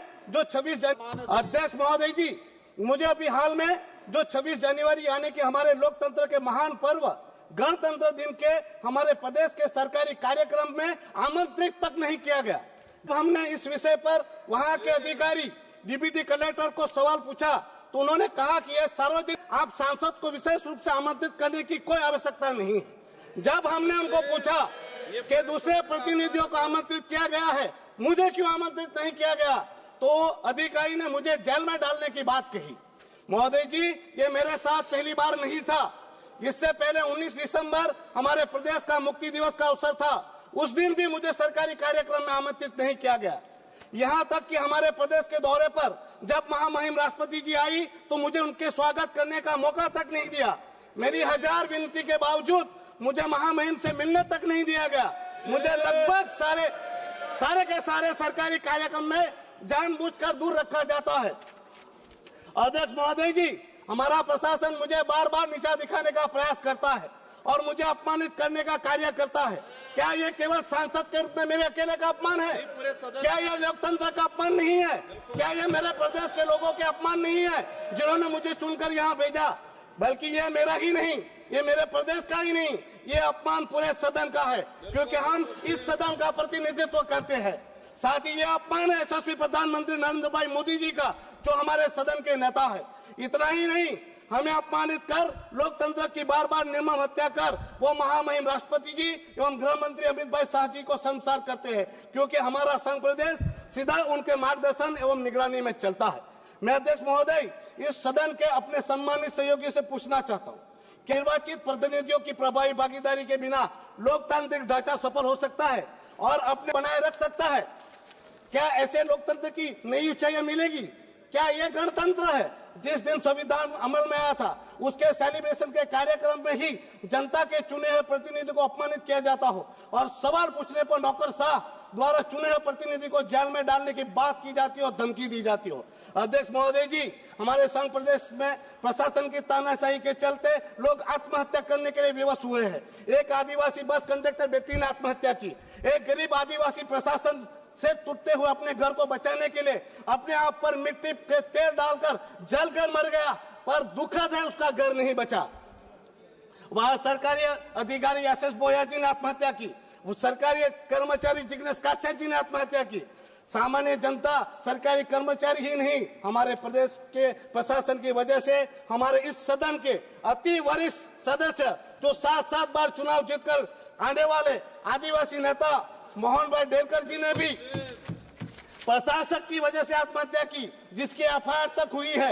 ये प्रशासक, उनका प्रशासन अभी भी सुधर नहीं रहा है। अभी की एक वारदात बताना चाहता हूँ। मेरे संसदीय क्षेत्र दीव की गांधीपुरा विस्तार में रहने वाली एक दलित एससी जाति की गरीब कल्पनाबेन बीखा जादव की बात करना चाहूंगा। महोदय जी, कल्पनाबेन के परिवार द्वारा बनाए गए लीगल घर को खाली कर तोड़ने के लिए प्रशासन जोरदार जो दबाव बना रहा है। घर खाली न करने पर इस गरीब बहन और उनका भतीजा जो सरकारी विभाग में डेली बेसिस पर काम करते थे, उनको नौकरी से निकाल दिया गया। जब इस विषय पर लेकर कल्पना बहन कलेक्टर के पास गई और उन्होंने कहा, साहब आपने हमारी नौकरी छीन ली है, अब हमारा घर भी तोड़ देंगे तो हमें आत्महत्या करनी पड़ेगी, तो उस कलेक्टर ने उस आदिवासी बहन से कहा, मर जाओ, मेरा नाम लिख कर मर जाओ, मुझे कोई फर्क नहीं पड़ता, तुम्हारा घर टूट कर रहेगा। और ये लिखित में फरियाद की है। मैंने भी मंत्री जी को इस बात पर संज्ञान देने के लिए कहा है। लोकतंत्र की हत्या है ये महामहिम जिन्हें देश के गरीब लोगों को घर देने के सरकार के महान संकल्प से अवगत कराया, लेकिन हमारा प्रशासन लोगों के बने बनाए घरों को, मकानों को तोड़कर सरकार के महान संकल्प का सत्यानाश कर रहा है। महोदय जी, हमारा प्रशासन तो तानाशाही में किम जोन से भी ऊपर है। वो रात को सपना देखते हैं और सुबह तक हमारे प्रदेश का वो सपना कायदा बन जाता है। उसका कैसा रहेगा, वो दुकान कैसी बनेगी, दुकान का कलर कैसा बनेगा रहेगा, वो सब प्रशासन नक्की करता है। सर, मैं पूरा ही कर रहा हूँ। लोगों को धमकाकर, डराकर, जबरन अपने फैसले सौंपे जा रहे। ना माने तो घर, मकान, दुकान तोड़ने की धमकी दी जाती है। धमकी ही नहीं, घर, मकान, दुकान तोड़े भी जाते हैं। लाखों के दंड की नोटिस भेजी जाती है और दंड वसूले जाते हैं। फिर उनके काम धंधों को सीज किया जाता है। ऐसे अवैध कार्य करने पर कोर्ट ने भी उनको फटकार लगाई है, लेकिन वो सुधरने का नाम नहीं ले रहे। महोदय जी, ये आखिरी बात कहकर मैं पूरा कर रहा हूँ। अध्यक्ष महोदय जी, संविधान के निर्माता बाबा साहेब आम्बेडकर जी ने कहा था कि महोदय जी, संविधान के निर्माता बाबा साहेब आम्बेडकर जी ने कहा था कि भारत तब तक वास्तव में स्वतंत्र नहीं हो सकता जब तक असली शक्ति लोगों के हाथ में न हो। आपने मुझे राष्ट्रपति महोदया के अभिभाषण पर धन्यवाद प्रस्ताव पर चर्चा में भाग लेने के लिए अनुमति दिया, इसके लिए मैं बहुत बहुत धन्यवाद देती हूँ, आभार व्यक्त करती हूँ। सभापति महोदय, राष्ट्रपति जी ने सरकार के पिछले और भविष्य के कामकाज का लेखा जोखा दिया और रोड मैप भी प्रस्तुत किया है। यह देश की विकास के लिए काफी अहम है। सभापति महोदय, माननीय प्रधानमंत्री जी के नेतृत्व में एनडीए सरकार देश के विकास के लिए कई महत्वपूर्ण कार्यक्रम और योजनाएं चला रही है, जिससे देश में गरीब, मध्यम वर्ग, किसान, युवा, महिलाएं और वंचित वर्ग को समान रूप से लाभ मिल रहा है। माननीय प्रधानमंत्री जी का सबका साथ, सबका विकास और सबका विश्वास, सबका प्रयास मूल मंत्र फलीभूत हो रहा है। सभापति महोदय, एनडीए सरकार की महत्वपूर्ण नीतियों के कारण ही देश जल्द ही विश्व की तीसरी सबसे बड़ी अर्थव्यवस्था बनने जा रही है। आज देश में अनेकों एयरपोर्ट बन रहे हैं। 175 मेडिकल कॉलेज में करीब 2 लाख मेडिकल छात्रों के लिए सीटें हैं। आगे करीब 75,000 सीटों को बढ़ाया जा रहा है। सरकार देश के सभी जिलों में कम से कम एक मेडिकल कॉलेज स्थापित करने के लिए प्रतिबद्ध है। इसी क्रम में मेरे संसदीय क्षेत्र शिवहर में भी एक मेडिकल कॉलेज की स्थापना जल्द होनी चाहिए, ऐसी जनाकांक्षा है। देश में औद्योगिक पार्क बन रहे हैं, टेक्सटाइल पार्क बन रहे हैं, किंतु अभी बिहार में भी इसे जोड़ा जाए, हमारा ये कहना है। माननीय अध्यक्ष महोदय, मैं आपको बताना चाहूंगी कि बिहार जब है, बंटवारे के बाद बिहार में बाढ़ सुखाड़ की ही बाकी रहा और खनिज संपदा झारखंड चले गए। बहुत ज्यादा वहां पर आर्थिक परेशानी भी हुई, लेकिन हमारे जो यशस्वी वहां पर के जो माननीय मुख्यमंत्री जी हैं, बिहार के विकास पुरुष हैं, उन्होंने बेपटरी बिहार को पटरी पर लाने का काम किया। उन्होंने बहुत सारा काम किया, लॉ एंड ऑर्डर को दुरुस्त किए और बिहार में जिस तरह से कानून का एकदम बिल्कुल धज्जियां उड़ाई जा रही थी, रोड, पुल, पुलिया सब बिल्कुल अस्त व्यस्त था, उसको माननीय मुख्यमंत्री नीतीश कुमार जी ने पटरी पर लाने का काम किया है, जिसमें हमारी केंद्र सरकार की काफी भागीदारी रही, काफी कुछ उन्होंने दिया। मुख्यमंत्री नीतीश कुमार जी ने 50% महिलाओं को पंचायती राज में आरक्षण दिए, साइकिल योजना में लड़कियों को दिया गया, पुलिस में महिलाओं की सबसे ज्यादा भर्ती हुई। आज बिहार को देश दुनिया में गर्व से नाम लेते हैं। एक समय था जब बिहारी को गाली समझा जाता था, लेकिन आज बिहारी जो है अपने को गर्व महसूस करते हैं जब से नीतीश जी मुख्यमंत्री बने हैं। विभाजन के बाद बिहार का बहुत बुरा हाल था, आर्थिक तबाही से बिहार गुजर रहा था। माननीय मुख्यमंत्री जी सुशासन से बिहार को आगे बढ़ाए, पटरी पर लाए। केंद्र सरकार का भी मैं आभारी हूँ कि उन्होंने बिहार को आगे बढ़ाने के लिए काफी वित्तीय सहयोग दिए हैं, इसलिए माननीय प्रधानमंत्री जी का भी मैं आभार व्यक्त करती हूँ। बहुत सारी बातें हैं, समय अभाव है, ले आपको मैं कहना चाहूंगी कि 26 साल में मैं सांसद बनी और वो वैशाली चुनाव था, उस समय बिहार जब है आग में जल रहा था। इस तरह का था माहौल कि बिहार मतलब कि रोम जल रहा था और नीरो बंसी बजा रहे थे। उस समय जो था, जिस समय में था नीतीश जी के पहले लालू जी की सरकार थी, जात पात पूछा जाता था, लोग सुबह जाते थे शाम में आएंगे कि नहीं, कोई गारंटी नहीं रहती। इस तरह के माहौल को 2005 से माननीय मुख्यमंत्री जी नीतीश कुमार जी ने सही करने का काम किया है। तो इस तरह रहा है, आप जान रहे हैं, और उसमें केंद्र सरकार का सहयोग भी हमें मिल रहा है। तो मुख्यमंत्री जी को भी हम चाह रहे हैं कि उनको भी भारत रत्न मिले और हमारे देश के जो यशस्वी प्रधानमंत्री हैं नरेंद्र मोदी जी, उनको भी भारत रत्न से नवाजा जाए। मैं इस उनसे मांग भी कर रही हूं, क्योंकि पहले भी ऐसा हो चुका है, नेहरू जी को भी मिला है, और जबकि उन्होंने जब मोदी जी के क्षेत्र समय में कितना कुछ हुआ है, काम गिनाने की जरूरत नहीं है। 370 हटाया गया और किस तरह से आज कश्मीर में लोग निर्भीक होके वहां पर मतदान कर रहे हैं। 3 तलाक हटाया गया। सबको मालूम है कि किस तरह की व्यवस्था थी पहले, जब मोदी जी नहीं संभाले थे देश को, तो किस तरह का माहौल था पूरे देश में, वही माहौल बिहार में था। तो दोनों मुख्यमंत्री जी और प्रधानमंत्री जी बिल्कुल इतिहास पुरुष हैं और इन दोनों को मिलना ही चाहिए भारत रत्न पुरस्कार। और मैं प्रधानमंत्री जी की जन कल्याणकारी योजनाओं और कार्यक्रमों के माध्यम से, जैसे कि 12 करोड़ शौचालयों का देश भर में निर्माण हुआ है, 10 crore LPG gas connection Ujjwala योजना के तहत दिए जा चुके हैं। पहले महिलाओं की क्या स्थिति थी, गैस नहीं था, लकड़ी से चूल्हा पे जला के आंख खराब हो जाता था, डॉक्टर के चक्कर लगाते थे।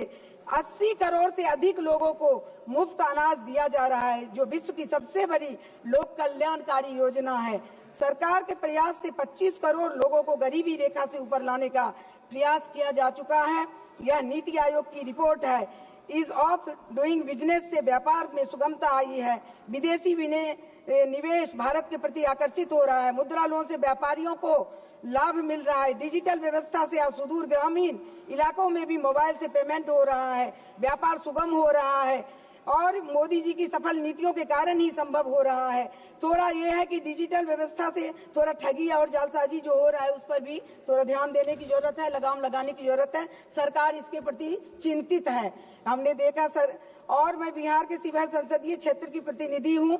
यह नेपाल बॉर्डर से लगा हुआ जिला है, यह काफी पिछड़ा क्षेत्र है, आवागमन की सुविधा अच्छी नहीं है।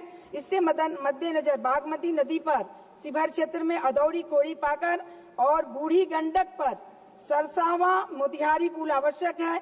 उद्योग धंधों के लिए नहीं होने से लोग पलायन के लिए विवश है। यहाँ एक कागज फैक्ट्री की हम मांग कर रहे हैं, क्योंकि कागज फैक्ट्री वहाँ होने से क्योंकि वहाँ लोग बाहर नहीं जाएंगे। बिहार में तो काफी सुधार हुआ, लेकिन जो हमारा शिवहर क्षेत्र है वो थोड़ा पिछड़ा हुआ है। उद्योग धंधे नहीं होने से लोग पलायन कर रहे हैं। यहाँ एक कागज फैक्ट्री के लिए निहायत आवश्यकता है और बड़ी मात्रा में रॉ मटेरियल भी वहाँ पर है कागज फैक्ट्री के लिए। मेरा क्षेत्र भीषण बाढ़ से प्रतिवर्ष प्रभावित रहता है और मैं चाहूंगी कि वहाँ जल्दी से जल्दी रेल लाइन वाला भी मैं मामला उठाई थी। रेल मंत्री जी उसमें ध्यान दे रहे हैं, लेकिन चाहूंगी कि जल्दी से जल्दी क्योंकि रेल मार्ग अभी तक नहीं है 75 साल की आजादी के बाद। और दूसरा, मैं आप ही के माध्यम से माननीय गृह मंत्री जी का आभार व्यक्त करती हूं कि उन्होंने बंद पड़े रीगा चीनी मिल को खुलवाने का काम किया, जिसमें माननीय मुख्यमंत्री जी का भी सहयोग रहा, नीतीश कुमार जी का भी। वो चाह रहे थे कि जल्दी हो और ये रीगा चीनी मिल अभी खुल चुका है। उनको आभार भी मैं व्यक्त करती हूँ। और साथ ही साथ वृद्धावस्था पेंशन जो है, मैं चुनाव के दरमियान देखी कि वृद्धावस्था पेंशन बहुत कम है बिहार में, 400 मात्र है, जिसे गरीबी के समय में, इस समय में गरीबी है, महंगाई है, तो वो अगर 2000 कर दिया जाए या 1500 भी कर दिया जाए तो काफी कल्याणकारी रहेगा। और मैं चाह रही हूँ, ये तो आप जान ही रहे हैं कि किस तरह का है और आपने हमें समय दिया है। और फिर से मैं एक बार दोहराऊंगी कि इतना काम जब देश में हमारे प्रधानमंत्री जी के द्वारा हो रहा है तो उन्हें भारत रत्न मिलना ही चाहिए। और मुख्यमंत्री जी जो बिहार को इतना आगे बढ़ाए हैं, जिसको मैं अभी बताने लगूं तो बहुत देर हो जाएगा, समय का अभाव है, उन्हें भी भारत रत्न से नवाजा जाए। और फिर मैं आपको धन्यवाद प्रस्ताव का, मैं राष्ट्रपति के धन्यवाद प्रस्ताव का जो अभिभाषण हुआ है उनका समर्थन कर। माननीय अध्यक्ष जी, आपने मुझे महामहिम राष्ट्रपति जी के अभिभाषण पर धन्यवाद प्रस्ताव में बोलने का अवसर प्रदान किया। माननीय अध्यक्ष जी, कल जिस प्रकार का भाषण विपक्ष के नेता ने किया, मैं समझता हूं इतना घटिया और तथ्यहीन भाषण मैंने अपने पूरे पिछले 5 साल में और वर्तमान में नहीं देखा। माननीय अध्यक्ष जी, बड़े दुख के साथ ये कहना पड़ रहा है और बड़े कष्ट के साथ ये कहना पड़ रहा है कि महामहिम राष्ट्रपति जी पर बहुत ही सीनियर लीडर कांग्रेस पार्टी की श्रीमती सोनिया गांधी जी ने बहुत ही अनर्गल टिप्पणी की, जिसकी निंदा की जाए उतनी कम है। एक आदिवासी महिला आज देश की महामहिम राष्ट्रपति है, उनके बारे में अनर्गल टिप्पणी करना। दूसरा, जो विकसित भारत का एक संकल्प देश के यशस्वी प्रधानमंत्री आदरणीय मोदी जी ने लिया है कि भाई 2047 तक भारत विकसित बने, और उसके लिए एक बुनियादी नींव, मजबूत नींव रखने का काम मोदी जी की सरकार ने किया है। माननीय अध्यक्ष जी, मैं आपकी जानकारी में यह लाना चाहता हूं कि अभी जो विपक्ष के नेता ने कल जो भाषण किया, उसमें उन्होंने एक शब्द प्रयोग किया, लॉन्ड्री लिस्ट। हम देश के भविष्य के लिए काम कर रहे हैं, हम देश को आगे बढ़ाने के लिए काम कर रहे हैं, भारत मजबूत बने इसके लिए काम कर रहे हैं। अनेक सारी योजनाएं माननीय मोदी जी दे रहे हैं, लगातार भारत आगे बढ़ता चला जा रहा है। और विपक्ष के नेता, हम तो समझते थे कि ये जो बालक बुद्धि कहलाते थे, शायद अब एलओपी बनकर कुछ शायद उनमें सुधार आया होगा, बुद्धि को श्रेष्ठ हुई होगी, लेकिन बड़ा दुर्भाग्य है कि इस तरह का विपक्ष का नेता, जिनको शब्दावली का नहीं पता कि वो शब्दावली का क्या प्रयोग कर रहे हैं। माननीय अध्यक्ष जी, एक नई स्क्रिप्ट, एक नए डायलॉग, नई प्रकार की प्लानिंग, अब पता नहीं वो बॉलीवुड का कोई डायरेक्टर था कि हॉलीवुड का कोई डायरेक्टर था, एक नई प्रकार की उन्होंने यहां डायलॉग्स डिलीवरी देने का काम किया। माननीय अध्यक्ष जी, मुझे किसी कांग्रेस के एक मेरे मित्र हैं, मैं उनका नाम बताना नहीं चाहूंगा क्योंकि कुछ संबंधों में गोपनीयता रखनी पड़ती है। उन्होंने कहा जी अब कुछ चुनौतियां घर से आने लग गई हैं, तो एक नई प्रकार की स्क्रिप्ट तैयार की है कि शायद उससे कुछ बात बन जाए और लोग मान लें कि नेताजी अब गंभीर हो गए। लेकिन पूरे देश की जनता ने देखा नेताजी गंभीर नहीं हुए और अपनी सच्चाई, जो उनका नेचर है, जो उनके डीएनए में है, वो कल लोकसभा के सदन में उन्होंने बोलकर दिखाया। माननीय अध्यक्ष जी, 10 वर्ष बाद कांग्रेस पार्टी को विपक्ष के नेता का दायित्व मिला। एक संवैधानिक पद पर रहने वाले नेता ने जिस प्रकार की ओछी राजनीति करने का काम यहां किया, जिसकी जितनी निंदा की जाए उतना कम है। माननीय अध्यक्ष जी, भारत की बदनामी का जैसे करने का लगातार कॉन्टैक्ट राहुल गांधी और कांग्रेस पार्टी ने ले लिया है। विदेश में जाएंगे तो विदेश में भारत को बदनाम करने की बात करेंगे और संसद के अंदर बोलेंगे तो संसद के अंदर भी केवल भारत की बदनामी दुनिया में जाए, यह काम करने का काम कांग्रेस पार्टी कर रही है। माननीय अध्यक्ष जी, विदेश नीति के बारे में मुझे लगता है उनको पूरी जानकारी नहीं है। जितना पढ़ा दिया जाता है उतना वो बोल देते हैं। हमारे विदेश मंत्री जी अमेरिका गए, किस किस काम के लिए गए, देश के लिए जाना होता है, कई बार जाना होता है, उसको भी उन्होंने एक अलग प्रकार से जोड़ने का काम किया कि जिससे देश की बदनामी पूरी दुनिया में हो। माननीय अध्यक्ष जी, अभी उन्होंने 2024 के जो चुनाव हुए उन पर विदेश में टिप्पणी की अपनी प्रेस कॉन्फ्रेंस में कि ये जो चुनाव थे, ये चुनाव स्वतंत्र नहीं थे, ये कंट्रोल्ड थे, किसी के द्वारा संचालित थे। माननीय अध्यक्ष जी, आज 99 लोग कांग्रेस पार्टी के जीत के आए, चुनाव आयोग के ऊपर ये आरोप करते हैं, विदेश में जाके बदनामी करते हैं और यहां पर सदन में रहकर भी ये चुनाव आयोग से लेकर सरकार के ऊपर अनर्गल टिप्पणी करने का काम करते हैं। ये राहुल गांधी, अभी हम तो सोचते थे कि विपक्ष के नेता बनकर कुछ बुद्धि श्रेष्ठ हुई होगी, लेकिन अभी बालक बुद्धि से ऊपर नहीं आ पा रहे, ये पूरे देश की जनता जान रही है। माननीय अध्यक्ष जी, भारत की बदनामी पूरी दुनिया में कराना, जितनी इनकी निंदा की जाए उतना कम है। अभी कल आपने देखा, पूरे देश की जनता देख रही थी, चीन चीन China China China China China 34 बार, 34 टाइम्स राहुल गांधी ने, कांग्रेस पार्टी के जिम्मेदार संवैधानिक पद पर बैठने वाले एलओपी ने चाइना का नाम लिया। चाइना के से क्या रिश्ता है आपका ऐसा, क्या नजदीकियां हैं आपकी ऐसी? मैं आपके माध्यम से एक जानकारी चाहता हूं, देश की जनता भी चाहती है कि चाइना में कितनी बार श्रीमती सोनिया गांधी जी का जाना हुआ, 2014 से अब तक कितनी बार कांग्रेस के नेता राहुल गांधी गए, क्या वो सरकार से अनुमति लेके गए, क्या वो देश के लिए कुछ करने गए? ये स्पष्ट मैं चाहता हूं कि पूरे देश की जनता को यह जानकारी मिलनी चाहिए कि बार बार चाइना चाइना चाइना जाने का जो काम इन्होंने किया उसके बारे में सभा पटल पे भी आया जाए और देश को भी बताया जाए। देश को जानने का हक है कि बार बार चाइना चाइना चाइना करने वाले लोग, इनके बारे में पूरी सच्चाई, मैं सच्ची बोल रहा हूं। माननीय अध्यक्ष जी, इन्होंने चाइना चाइना की जो ब्रांडिंग की है, अलग अलग प्रकार की बातें यहां बनाई हैं।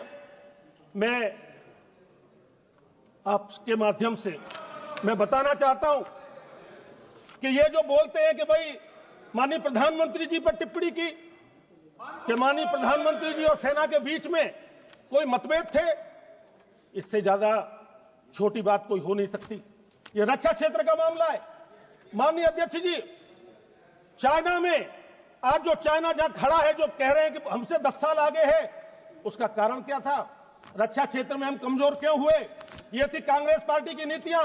1962 में जब अमेरिका और सोवियत संघ ये दोनों तैयार थे भारत को स्थायी सदस्यता देने के लिए राष्ट्रीय परिषद की, तो नेहरू जी ने उसको स्वीकार नहीं किया और चाइना के पक्ष में जाके खड़े हो गए। इसलिए चाइना इतना मजबूत हो गया और हम इतने पीछे पिछड़ गए। माननीय अध्यक्ष जी, चाइना का युद्ध 1962 का जब हुआ, हमारे पास आधुनिक हथियार नहीं थे, हम आधुनिक तकनीक से लैस भी नहीं थे। वो एक बड़ा कारण था, क्योंकि चाइना को मजबूत करने का काम अगर किसी ने किया तो तत्कालीन प्रधानमंत्री देश के नेहरू जी ने किया। इसके कारण से चाइना करते हैं। माननीय अध्यक्ष जी, मैं आपको एक बात के बारे में और जानकारी देना चाहता हूं कि 1950 के दशक में ये जो नेहरू जी ने गलती की, उसका परिणाम है कि आज हम आधुनिक सेना बनाने में कमजोर रहे। माननीय अध्यक्ष जी, गुटनिरपेक्ष आंदोलन, वो अहिंसा की नीति पर ध्यान देने वाले नेहरू जी ने सीधी जिम्मेदार ठहराया जा सकता है। आपको याद होगा माननीय अध्यक्ष जी, कश्मीर के अंदर जो वहां के राजा थे हरि सिंह जी, वो भारत में विलय करना चाहते थे कश्मीर का। पाकिस्तान के कवालियों ने उस समय पर हमारे सेना पर हमला किया, हमारे सैनिकों ने आगे बढ़े और नेहरू जी ने क्या किया? नेहरू जी ने यूएन चले गए और यूएन से युद्ध विराम की घोषणा करा दी, जिसके कारण से आज पीओके हमारे पास नहीं है, पीओके। और लेकिन मैं आने वाले समय में दावे से कह सकता हूं, हमारे पास नहीं है पीओके, और लेकिन मैं आने वाले समय में दावे से कह सकता हूं, एक दिन आएगा जब पीओके भी भारत का हिस्सा होगा और देश के प्रधानमंत्री नरेंद्र मोदी जी के नेतृत्व में होगा। मैं आपसे ये दावे से कह सकता हूं। माननीय अध्यक्ष जी, अभी ये संविधान की बातें उन्होंने बहुत की हैं, संविधान पर बहुत चर्चा की है। संविधान के बारे में मैं ये बताना चाहता हूं कि संविधान में जो मतभेद थे वो बाबा साहब भीमराव अंबेडकर और नेहरू जी के बीच में हुए थे। बाबा साहब भीमराव अंबेडकर ने परेशान होकर कांग्रेस की नीतियों से त्रस्त होकर मंत्रालय से इस्तीफा दिया और उसके में लिखा क्या? उन्होंने लिखा कि कांग्रेस के द्वारा दलितों के कल्याण की कोई आशा नहीं की जा सकती। यह कांग्रेस पार्टी का चेहरा है, यह दलित विरोधी चेहरा कांग्रेस पार्टी का। और यहां पर वो दिखाते हैं, संविधान को लेके आते हैं, जेब में रख के लेके आते हैं। अरे संविधान की मान सम्मान सुरक्षा रक्षा करने का काम इस तरह नहीं होता, इस प्रकार से नहीं चलेगा जी। आप संविधान की दुहाई देते हो लेकिन संविधान की रक्षा करने का काम नहीं करते। माननीय अध्यक्ष जी, साहबानों का प्रकरण सबको मालूम है, इंदिरा जी के चुनाव का समय सबको मालूम है, 75 से 77 तक की इमरजेंसी सबको मालूम है।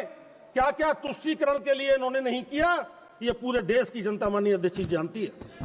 माननीय अध्यक्ष जी, मैं आपकी जानकारी में लाना चाहता हूं कि चाइना के बारे में जितनी ज्यादा ये बातें करते हैं, आज पूरे देश में चर्चा है।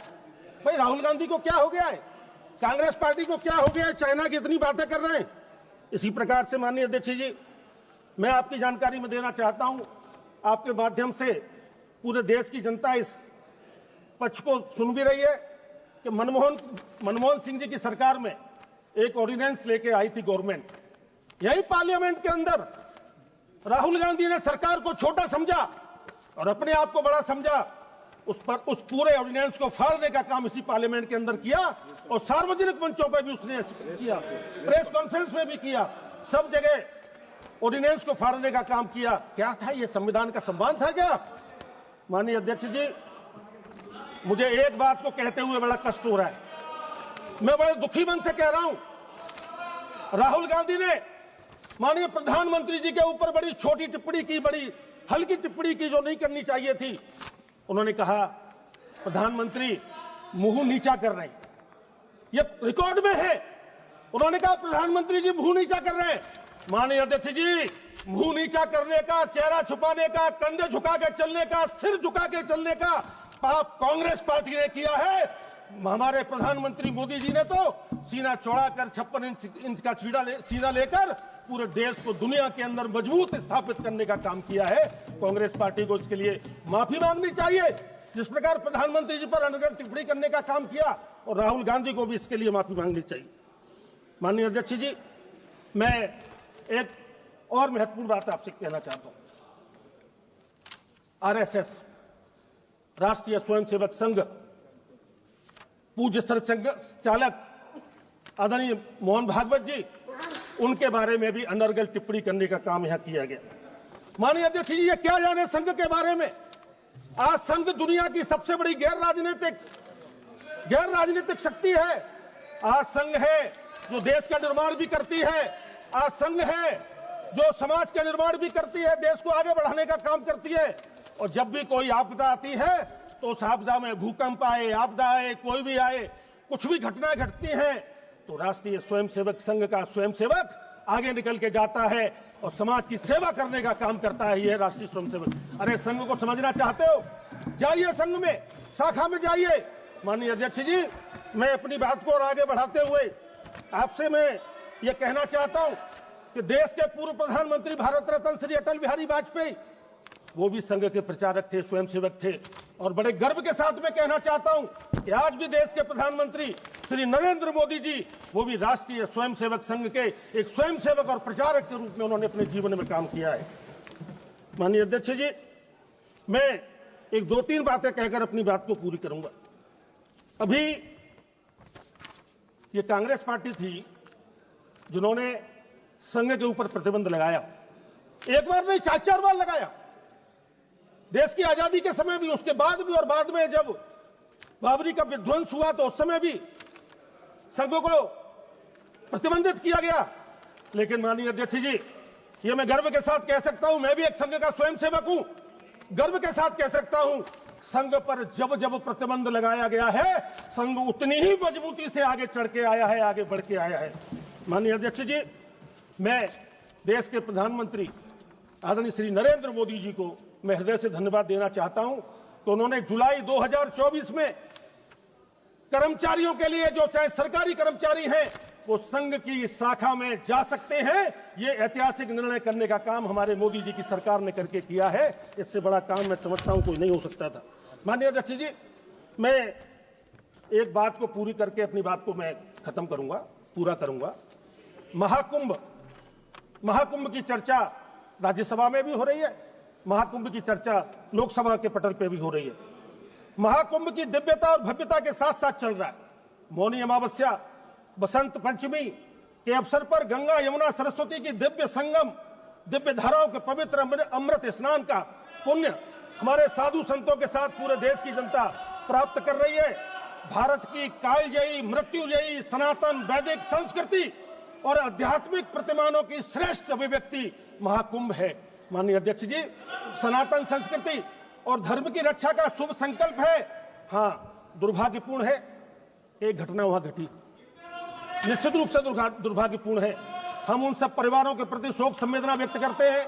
उत्तर प्रदेश की सरकारों ने प्रति परिवार के लिए 25-25 लाख रुपए की उनको आर्थिक सहायता देने के भी काम किया है। लेकिन यही नहीं माननीय अध्यक्ष जी, मैं बस 1 मिनट में अपनी बात पूरी कर रहा हूं।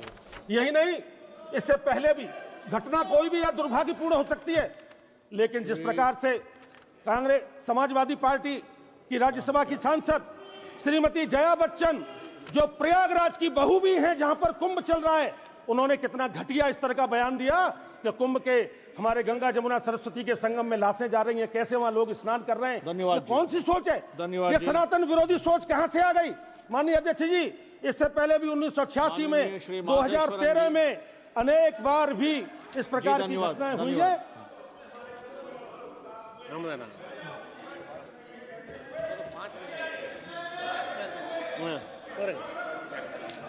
மாண்புமிகு அவைத்தலைவர் அவர்களுக்கு வணக்கம்.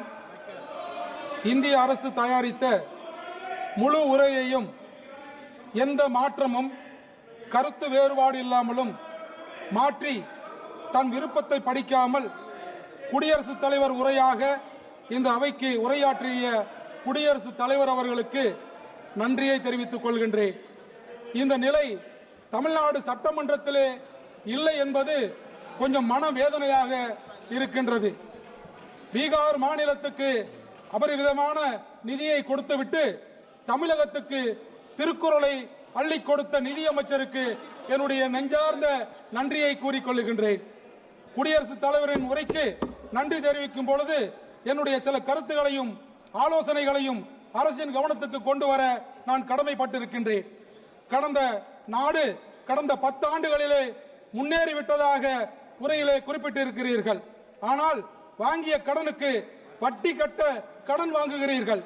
24% கடன் வாங்குகிறீர்கள். ஆனால் வாங்கிய கடனுக்கு 20% வட்டியை கட்டுகிறீர்கள். எங்கே வளர்ச்சி?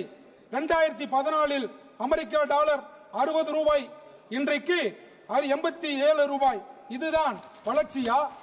அதே போல இன்றைக்கு தேசத்தை கட்டுபவர்கள், இன்றைக்கு வரி கட்டுபவர்கள் தான் கட்டி எழுப்புகிறார்கள் என்று கூறீர்கள்.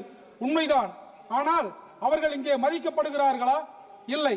வரி கட்டுபவர்கள் எண்ணிக்கை குறைவுதான். கணிசமான அளவு வரி கட்டுபவர்களுக்கு அடையாள அட்டை கொடுக்கிறீர்களா? பொது இடங்களில் அவர்களுக்கு மரியாதை தான் கொடுக்கிறீர்களா? விமான டிக்கெட்டுகளிலும் மற்றும் ரயில் டிக்கெட்டுகளிலும் முன்னுரிமை இருக்கிறதா என்று கேட்டால் அது கேள்விக்குறியாக இருக்கிறது. பெண்களுடைய முன்னேற்றம், பெண்களுக்கு முக்கியத்துவம், உமன்ஸ் எம்பவர்மெண்ட் என்று உரையிலே பெருமிதமாக பேசுகிறீர்கள். ஆனால் 33% மகளிர் இடஒதுக்கீடு மசோதாவை ஏன் அமுல்படுத்த தயங்குகிறீர்கள்? ஒரு பெண் குடியரசுத் தலைவராக இருக்கும் பொழுது நிறைவேற்றவில்லை என்றால் எப்பொழுது இதை நிறைவேற்ற போறோம்? அதே போல இன்றைக்கு மக்கள் தொகை கணக்கெடுப்பு தான் அதற்கு காரணம் என்று சொன்னால் அந்த கணக்கெடுப்பை எடுப்பதற்கு ஏன் தடுமாறுகிறீர்கள்? தேசிய கல்விக் கொள்கையை அமுல்படுத்த துடிக்கிறீர்கள். உங்களுக்கு கொள்கையிலே, உங்கள் கொள்கையிலே 2050 எங்களுடைய இலக்கு வைத்திருக்கிறீர்களோ அதே இலக்கை தமிழ்நாடு அடைந்து விட்டது. நாங்கள் என் கல்விக் கொள்கைகளை என்றைக்கும் தளர மாட்டோம் என்று எங்களுடைய முதலமைச்சர் அவர்கள் உறுதியாக இருக்கிறார்கள். இன்றைக்கு விளையாட்டிலே சாதித்து விட்டோம் என்று கூறுகிறீர்கள். ஆனால் சென்ற ஒலிம்பிக்கிலே தரவரிசையிலே எத்தனாவது இடத்திலே இருக்கிறோம் என்பதை யோசனை செய்து பார்க்க வேண்டும். உலகத்திலே பல பொருட்கள் சந்தையிலே மேட் இன் இந்தியா லேபிள் போட்டிருப்பதாக சொல்கிறீர்கள். ஆனால் உண்மை நிலை என்ன? உதாரணத்துக்கு ஜவுளி பொருட்கள், ஆடைகளை எடுத்துக் கொள்ளுங்கள். மேட் இன் பங்களாதேஷ் என்றுதான் இன்றைக்கு அதிகமாக இருக்கிறது. எவ்வளவு சிறிய நாடு பங்களாதேஷ். இந்தியாவை போல 3 மடங்கு ஆயத்த ஆடைகளை இன்றைக்கு ஏற்றுமதி செய்து கொண்டிருக்கின்றது. இது போல நீங்கள் புரிந்து கொள்கிறீரா இல்லையா என்று எங்களுக்கு தெரியவில்லை. நீங்க ஜவுளி தொழிலுக்கு கொடுத்து வந்த அனைத்து ஊக்கத்தொகையும் நிறுத்திவிட்டீர்கள். இன்றைக்கு தமிழகத்திலே கொங்கு மண்டலத்திலே பிரதான தொழிலாக இருக்கின்ற ஜவுளி தொழில் அத்தனைக்கும் மூடு விழா நடந்து கொண்டிருக்கின்றது. மெட்ரோ ரயில் திட்டத்தை பற்றி பேசுகிறீர்கள். இன்றைக்கு தமிழ்நாட்டிலே தென்னிந்திய மான்செஸ்டர் என்று சொல்லக்கூடிய கோவை மாநகரத்திலே மெட்ரோ ரயில் இல்லை. அதே போல தென் தமிழகத்திலே மதுரைக்கு இன்றைக்கு மெட்ரோ ரயில் இல்லை. நதியை இணைப்பதை சாதிப்பதை போல பேசுகிறீர்கள். 2014 சொன்ன கங்கை காவிரி இணைப்பு திட்டம் எங்கே? 2019 பிரதமர் சொன்ன காவிரி குண்டாறு திட்டம் எங்கே? அதே போல இன்றைக்கு மகாத்மா தேசிய ஊரக வேலை வாய்ப்பு திட்டத்தின் கீழே, இன்றைக்கு 100 நாள் வாய்ப்பு திட்டத்தின் கீழே ஆயிரக்கணக்கான மகளிர்கள் இன்றைக்கு பணிபுரிந்து விட்டு இன்றைக்கு 2 மாத சம்பளங்கள் இல்லாமல் தடுமாறி கொண்டிருக்கிறார்கள். அவர்களுக்கு எப்போது நீங்கள் பணத்தை கொடுக்க போகிறீர்கள்? அதே போல விமான விரிவாக்க நிலையத்தை பற்றி பேசுகிறீர்கள். இன்றைக்கு சேலம் விமான விரிவாக்கத்தை பற்றி இந்த உரையிலே எந்த விதமான பதில்களும் இல்லை. 100 ஆண்டு காலங்கள் பழமை வாய்ந்த எங்களுடைய கான்ஸ்டிடியூஷனில் இருக்கின்ற சங்ககிரி ரயில்வே நிலையம் அன்றைக்கு 1924 மகாத்மா காந்தியடிகள் வந்து சென்றதாக ஒரு சரித்திரம் இருக்கிறது. அதை நீங்கள் அமிர்த் பாரத் திட்டத்தின் கீழே கொண்டு வர வேண்டும் என்ற கோரிக்கைகளும் இந்த திட்டத்திலே இல்லை. இந்தியா நாடு பாதுகாப்பாக இருக்கிறது என்று சொல்லுகிறீர்கள். சில நாட்களுக்கு முன்பாக இலங்கை கடற்படையினால் 63 மீனவர்களை கடத்தி சென்றிருக்கிறார்கள். அவருடைய நிலைமை என்ன என்பதை நீங்கள் தெளிவுபடுத்த வேண்டும். இந்தியாவினுடைய விவசாயத்துக்கு அடுத்து முக்கிய தொழிலாக உள்ளது லாரி தொழில். நசுக்குகின்ற வகையிலே இன்றைக்கு தமிழகம் உள்ளிட்ட பல மாநிலங்களிலே காலாவதியான சுங்கச்சாவடிகளை எடுக்காமல் இருக்கிறீர்கள். அதற்கு பதில் என்ன? இப்படி பல திட்டங்கள், திருமணி முத்தாறு திட்டத்தை நீங்கள் நிறைவேற்றவில்லை. இப்படி கோழி பண்ணைகளுக்கு இன்றைக்கு ஆராய்ச்சி நிலையம் வேண்டும் என்ற திட்டத்திற்கு இங்கே எந்த விதமான பதிலும் இல்லை. ஒரே நாடு ஒரே தேர்தல், ஒரே நாடு ஒரே வரி என்று சொல்லுகின்ற ஒன்றிய அரசு தயவு செய்து அனைத்து மாநிலங்களையும் ஒரே பார்வையாக பார்க்க வேண்டும் என்று கேட்டு இந்த உரையை முடிக்கின்றேன். நன்றி, வணக்கம். Thank you. माननीय श्री धैर्यशील माने।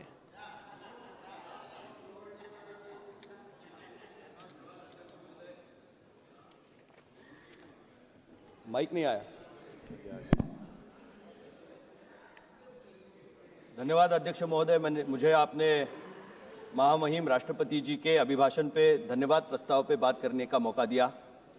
मैं अपनी पार्टी शिवसेना की ओर से माननीय राष्ट्रपति जी के धन्यवाद प्रस्ताव का स्वागत करते हुए इस देश की उपलब्धियों को गिनाना नहीं चाहता, क्योंकि प्रधानमंत्री नरेंद्र जी मोदी साहब के कुशल नेतृत्व में पिछले 10 साल में रिकॉर्ड तोड़ काम इस देश ने देखे, और इसीलिए उन नीतियों का आज ये ब्यौरा है कि तीसरी बार देश की आम जनता ने प्रधानमंत्री जी के नेतृत्व में और इस देश में बनाई हुई पिछले 15 साल की नीतियों में विश्वास रखते हुए हमें फिर आपके सामने काम करने का मौका दिया।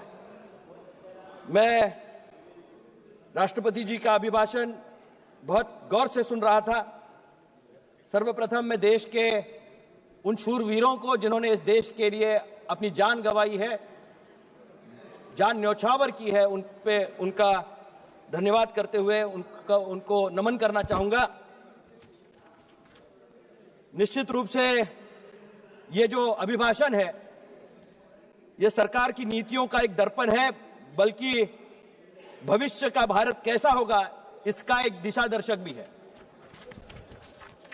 वर्तमान सरकार में यशस्वी प्रधानमंत्री नरेंद्र जी मोदी जी के नेतृत्व में आम जन, गरीब, किसान, मजदूर, अनुसूचित जाति, जनजाति, पिछड़े वर्ग के अर्थात समाज के सभी वर्गों के कल्याण की कृति की संकल्पना है। मैं आदरणीय अध्यक्ष जी किसी की और उंगली नहीं दिखाना चाहता, लेकिन कल एक विपक्ष के बड़े नेता महाराष्ट्र की राजनीति के बारे में बोल रहे थे और महाराष्ट्र में जो इलेक्टोरल पॉलिटिक्स हुआ उसके बारे में अपनी टिप्पणी कर रहे थे। आज तक के इतिहास में सबसे ज्यादा यशस्वी प्रधानमंत्री कोई होगा तो निश्चित रूप से प्रधानमंत्री नरेंद्र जी मोदी इस देश के सबसे कामयाब प्रधानमंत्रियों में गिने जाएंगे, और एक रिकॉर्ड विपक्ष के नेता के नाम पे भी ये दर्ज किया जाएगा। आज तक के इतिहास में 89 चुनाव किसी के नेतृत्व में हारे होंगे तो इनके नेतृत्व में हारे, और इससे पहले किसी के नेतृत्व में नहीं हारे। बहुत ही जल्द सेंचुरी हो जाएगी और उसका सेलिब्रेशन शायद ये देश में नहीं करेंगे, विदेश में करेंगे, क्योंकि देश से इनको कोई लगाव नहीं है, जुड़ाव नहीं है। ये हमेशा कल के बारे में, कल वो कह रहे थे मेक इन इंडिया और मेड इन इंडिया के बारे में उनको कंफ्यूजन है। उनको होना स्वाभाविक है। वो मेड इन इंडिया है, असेंबल्ड इन इंडिया है, उसके बारे में उनको जानकारी ज्यादा है। निश्चित रूप से मैं कहना चाहूंगा, इस देश की धरोहर को जो जानता है, इस मिट्टी से जुड़ा हुआ है, वो निश्चित रूप से मेक इन इंडिया क्या है वो जानता है। मेड इन इंडिया इस भारत का लौह पुरुष था, और निश्चित रूप से वो आगे लेके जाने का काम आज नरेंद्र जी मोदी साहब यहां कर रहे हैं। भारत की राजनीति को एक नई ऊंचाई पे, इस देश के नव युवक को आगे ले जाने का काम नरेंद्र जी मोदी साहब के नेतृत्व में चल रहा है। लेकिन सिर्फ टिप्पणियां करना, उनको कटाक्ष देना, और हमेशा विपक्ष की एक भूमिका रही है कि हमेशा कोसते रहना, निश्चित रूप से आने वाले समय में जो नीतियां बन रही है देश के उन्नति के लिए है, और आज देश 5वें पायदान पे अर्थव्यवस्था के माध्यम से दुनिया भर में यहां नवाजा जा रहा है। अगर ये उपलब्धियां उनको दिखाई नहीं दे रही तो निश्चित रूप से एक सिंड्रोम नया निकला है, क्राई बेबी सिंड्रोम। विपक्ष के नेता को वो क्राई बेबी सिंड्रोम हो गया है। हर एक मसले पे सिर्फ अपना रोना, देश के सामने गलत मैसेज नहीं डालना, दुनिया भर के सामने भारत को नीचा दिखाना, यही उनका काम चल रहा है। और उनके पुराने शासन काल में भी इस देश को चाइना के सामने झुकने के लिए किसी ने मजबूर किया हो तो इन्हीं की नीतियों की वजह से चाइना के सामने हमें झुकना पड़ा था। लेकिन आज सीना ताने हम कह सकते हैं कि चाइना को आंखें दिखाने का काम नरेंद्र जी मोदी साहब की गवर्नमेंट एक माध्यम से, दमखम से यहां कर रही है। आज ये चुनावी माहौल नहीं है, लेकिन महाराष्ट्र की जनता ने जो चुनावी मैंडेट दिया है उस टाइम सिर्फ एक चुनाव नहीं हुआ था सर, 2 चुनाव हुए थे। महाराष्ट्र में चुनाव हो रहे थे, उसी के साथ वायनाड में भी चुनाव हो रहा था, वहां प्रियंका जी लड़ रही थी। अगर गफलत महाराष्ट्र के चुनाव में हुई है तो गफलत शायद वहां वायनाड में नहीं हुई क्या? वायनाड में आप उसका समर्थन करते हो, उसे लोकतंत्र का विजय मानते हो, और दूसरी तरफ लोकतंत्र के माध्यम से जिस महाराष्ट्र ने सबसे ज्यादा मैंडेट एकनाथ जी शिंदे के साहब के नेतृत्व में हुई सरकार को तब टाइम में दिया, आज देवेंद्र जी उसको आगे लेके जा रहे हैं, उसको कोसने का काम और नीचे दिखाने का काम ये कर रहे हैं। इनका लोकतंत्र में विश्वास नहीं है, इनको प्रजातंत्र में विश्वास नहीं है, इनको एक फैमिली की राजनीति में विश्वास है। और निश्चित रूप से मैं शिवसेना पार्टी की ओर से यह जरूर कहना चाहूंगा, आज जो नीतियां बनी है उसमें सर देश में विकसित भारत बनने के लिए पिछले 10 वर्षों में किसानों के लिए मोदी सरकार ने उठाए गए कदम, जीवन को बेहतरी से आगे ले जाने के लिए आयुष्मान योजना हो, किसान सम्मान योजना हो, आत्मनिर्भर भारत हो, मेक इन इंडिया हो, अटल पेंशन हो, मुद्रा योजना हो, अटल योजना हो, उड़ान योजना हो, राष्ट्रीय सड़क बनाने के लिए पंतप्रधान सड़क योजना हो, हर एक माध्यम से जनमानस तक पहुंचने का काम आदरणीय प्रधानमंत्री जी के नेतृत्व में चल रहा है। और कल भी जो आम नागरिक यहां टैक्स भुगतान करता था उसको 12 लाख तक की छूट देने का, उसको कोई टैक्स नहीं होगा। यह क्रांतिकारी निर्णय इस गवर्नमेंट ने यहां इसके माध्यम से लिया है। मैं आपके माध्यम से ये धन्यवाद करना चाहूंगा राष्ट्रपति महोदया जी का कि उन्होंने जो विवेचन करा उसमें सारी नीतियों का दर्पण उन्होंने इनके सामने रखा, लेकिन अच्छाई देखने की इनकी आदत नहीं है। भगवान करे इनको वो आदत लगे। और बहुत सारी ट्रेनें अब देश भर में चल रही है, वंदे भारत भी उसमें से एक ट्रेन है। जो भारत माता को जानता है वो वंदे भारत में बैठता है। ये हवाई जहाज से प्रदेश जाने वाले लोगों को शायद ज्यादा नहीं पता, लेकिन एक खास ट्रेन विपक्ष के कुछ चुनिंदा लोगों के लिए बनाई जाए सर, जो आज प्रयागराज में स्नान करने के लिए इनको दिया जाए, क्योंकि 75 साल में उनके जो पाप हुए हैं वो धुलने का एक ही माध्यम है, आपको प्रयागराज जाना पड़ेगा। जो सनातन धर्म है उसको समझना पड़ेगा, उसके माध्यम से अरे नहाना पड़ेगा तभी पाप धुलेंगे। भारत देश की जनता से माफी मांगनी पड़ेगी इमरजेंसी के बारे में, जो कत्लेआम हुए थे उनके बारे में, और निश्चित रूप से तभी आपको शायद मोक्ष मिले। मैं इन्हीं शब्दों के साथ शिवसेना की पार्टी की ओर से इस प्रस्ताव का समर्थन करते हुए अपने बातों को विराम देता हूं। जय हिंद, जय महाराष्ट्र। धन्यवाद। माननीय श्री जयंत बासु मतारी।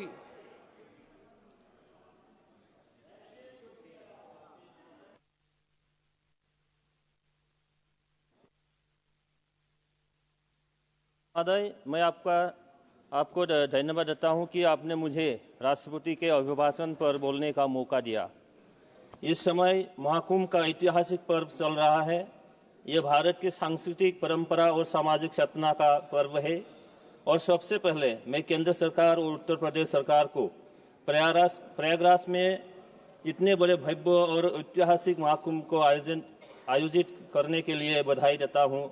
साथ ही इस महाकुंभ में मौनी अमावस्या के दिन अफवाह के कारण अपनी जान गंवाने वाले लोगों के प्रति अपने श्रद्धांजलि प्रदान करता हूं तथा कायलों के शीघ्र स्वास्थ्य होने की कामना करता हूं।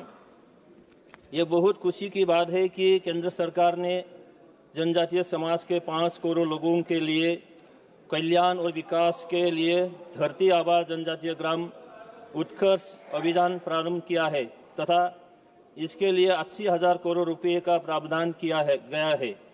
माननीय प्रधानमंत्री जी हमेशा से गरीब और आदिवासी लोगों के कल्याण और विकास के लिए चिंतित रहते हैं और आदिवासी कल्याण के लिए कोई योजना लागू की गई है तथा धरती आबा जनजातीय ग्राम उत्कर्ष अभियान और पीएम जनमन योजना इसका प्रत्यक्ष उदाहरण है। विशेष राष्ट्रीय मिशन चलाकर आदिवासी समुदाय से जुड़ी स्वास्थ्य समस्या पर भी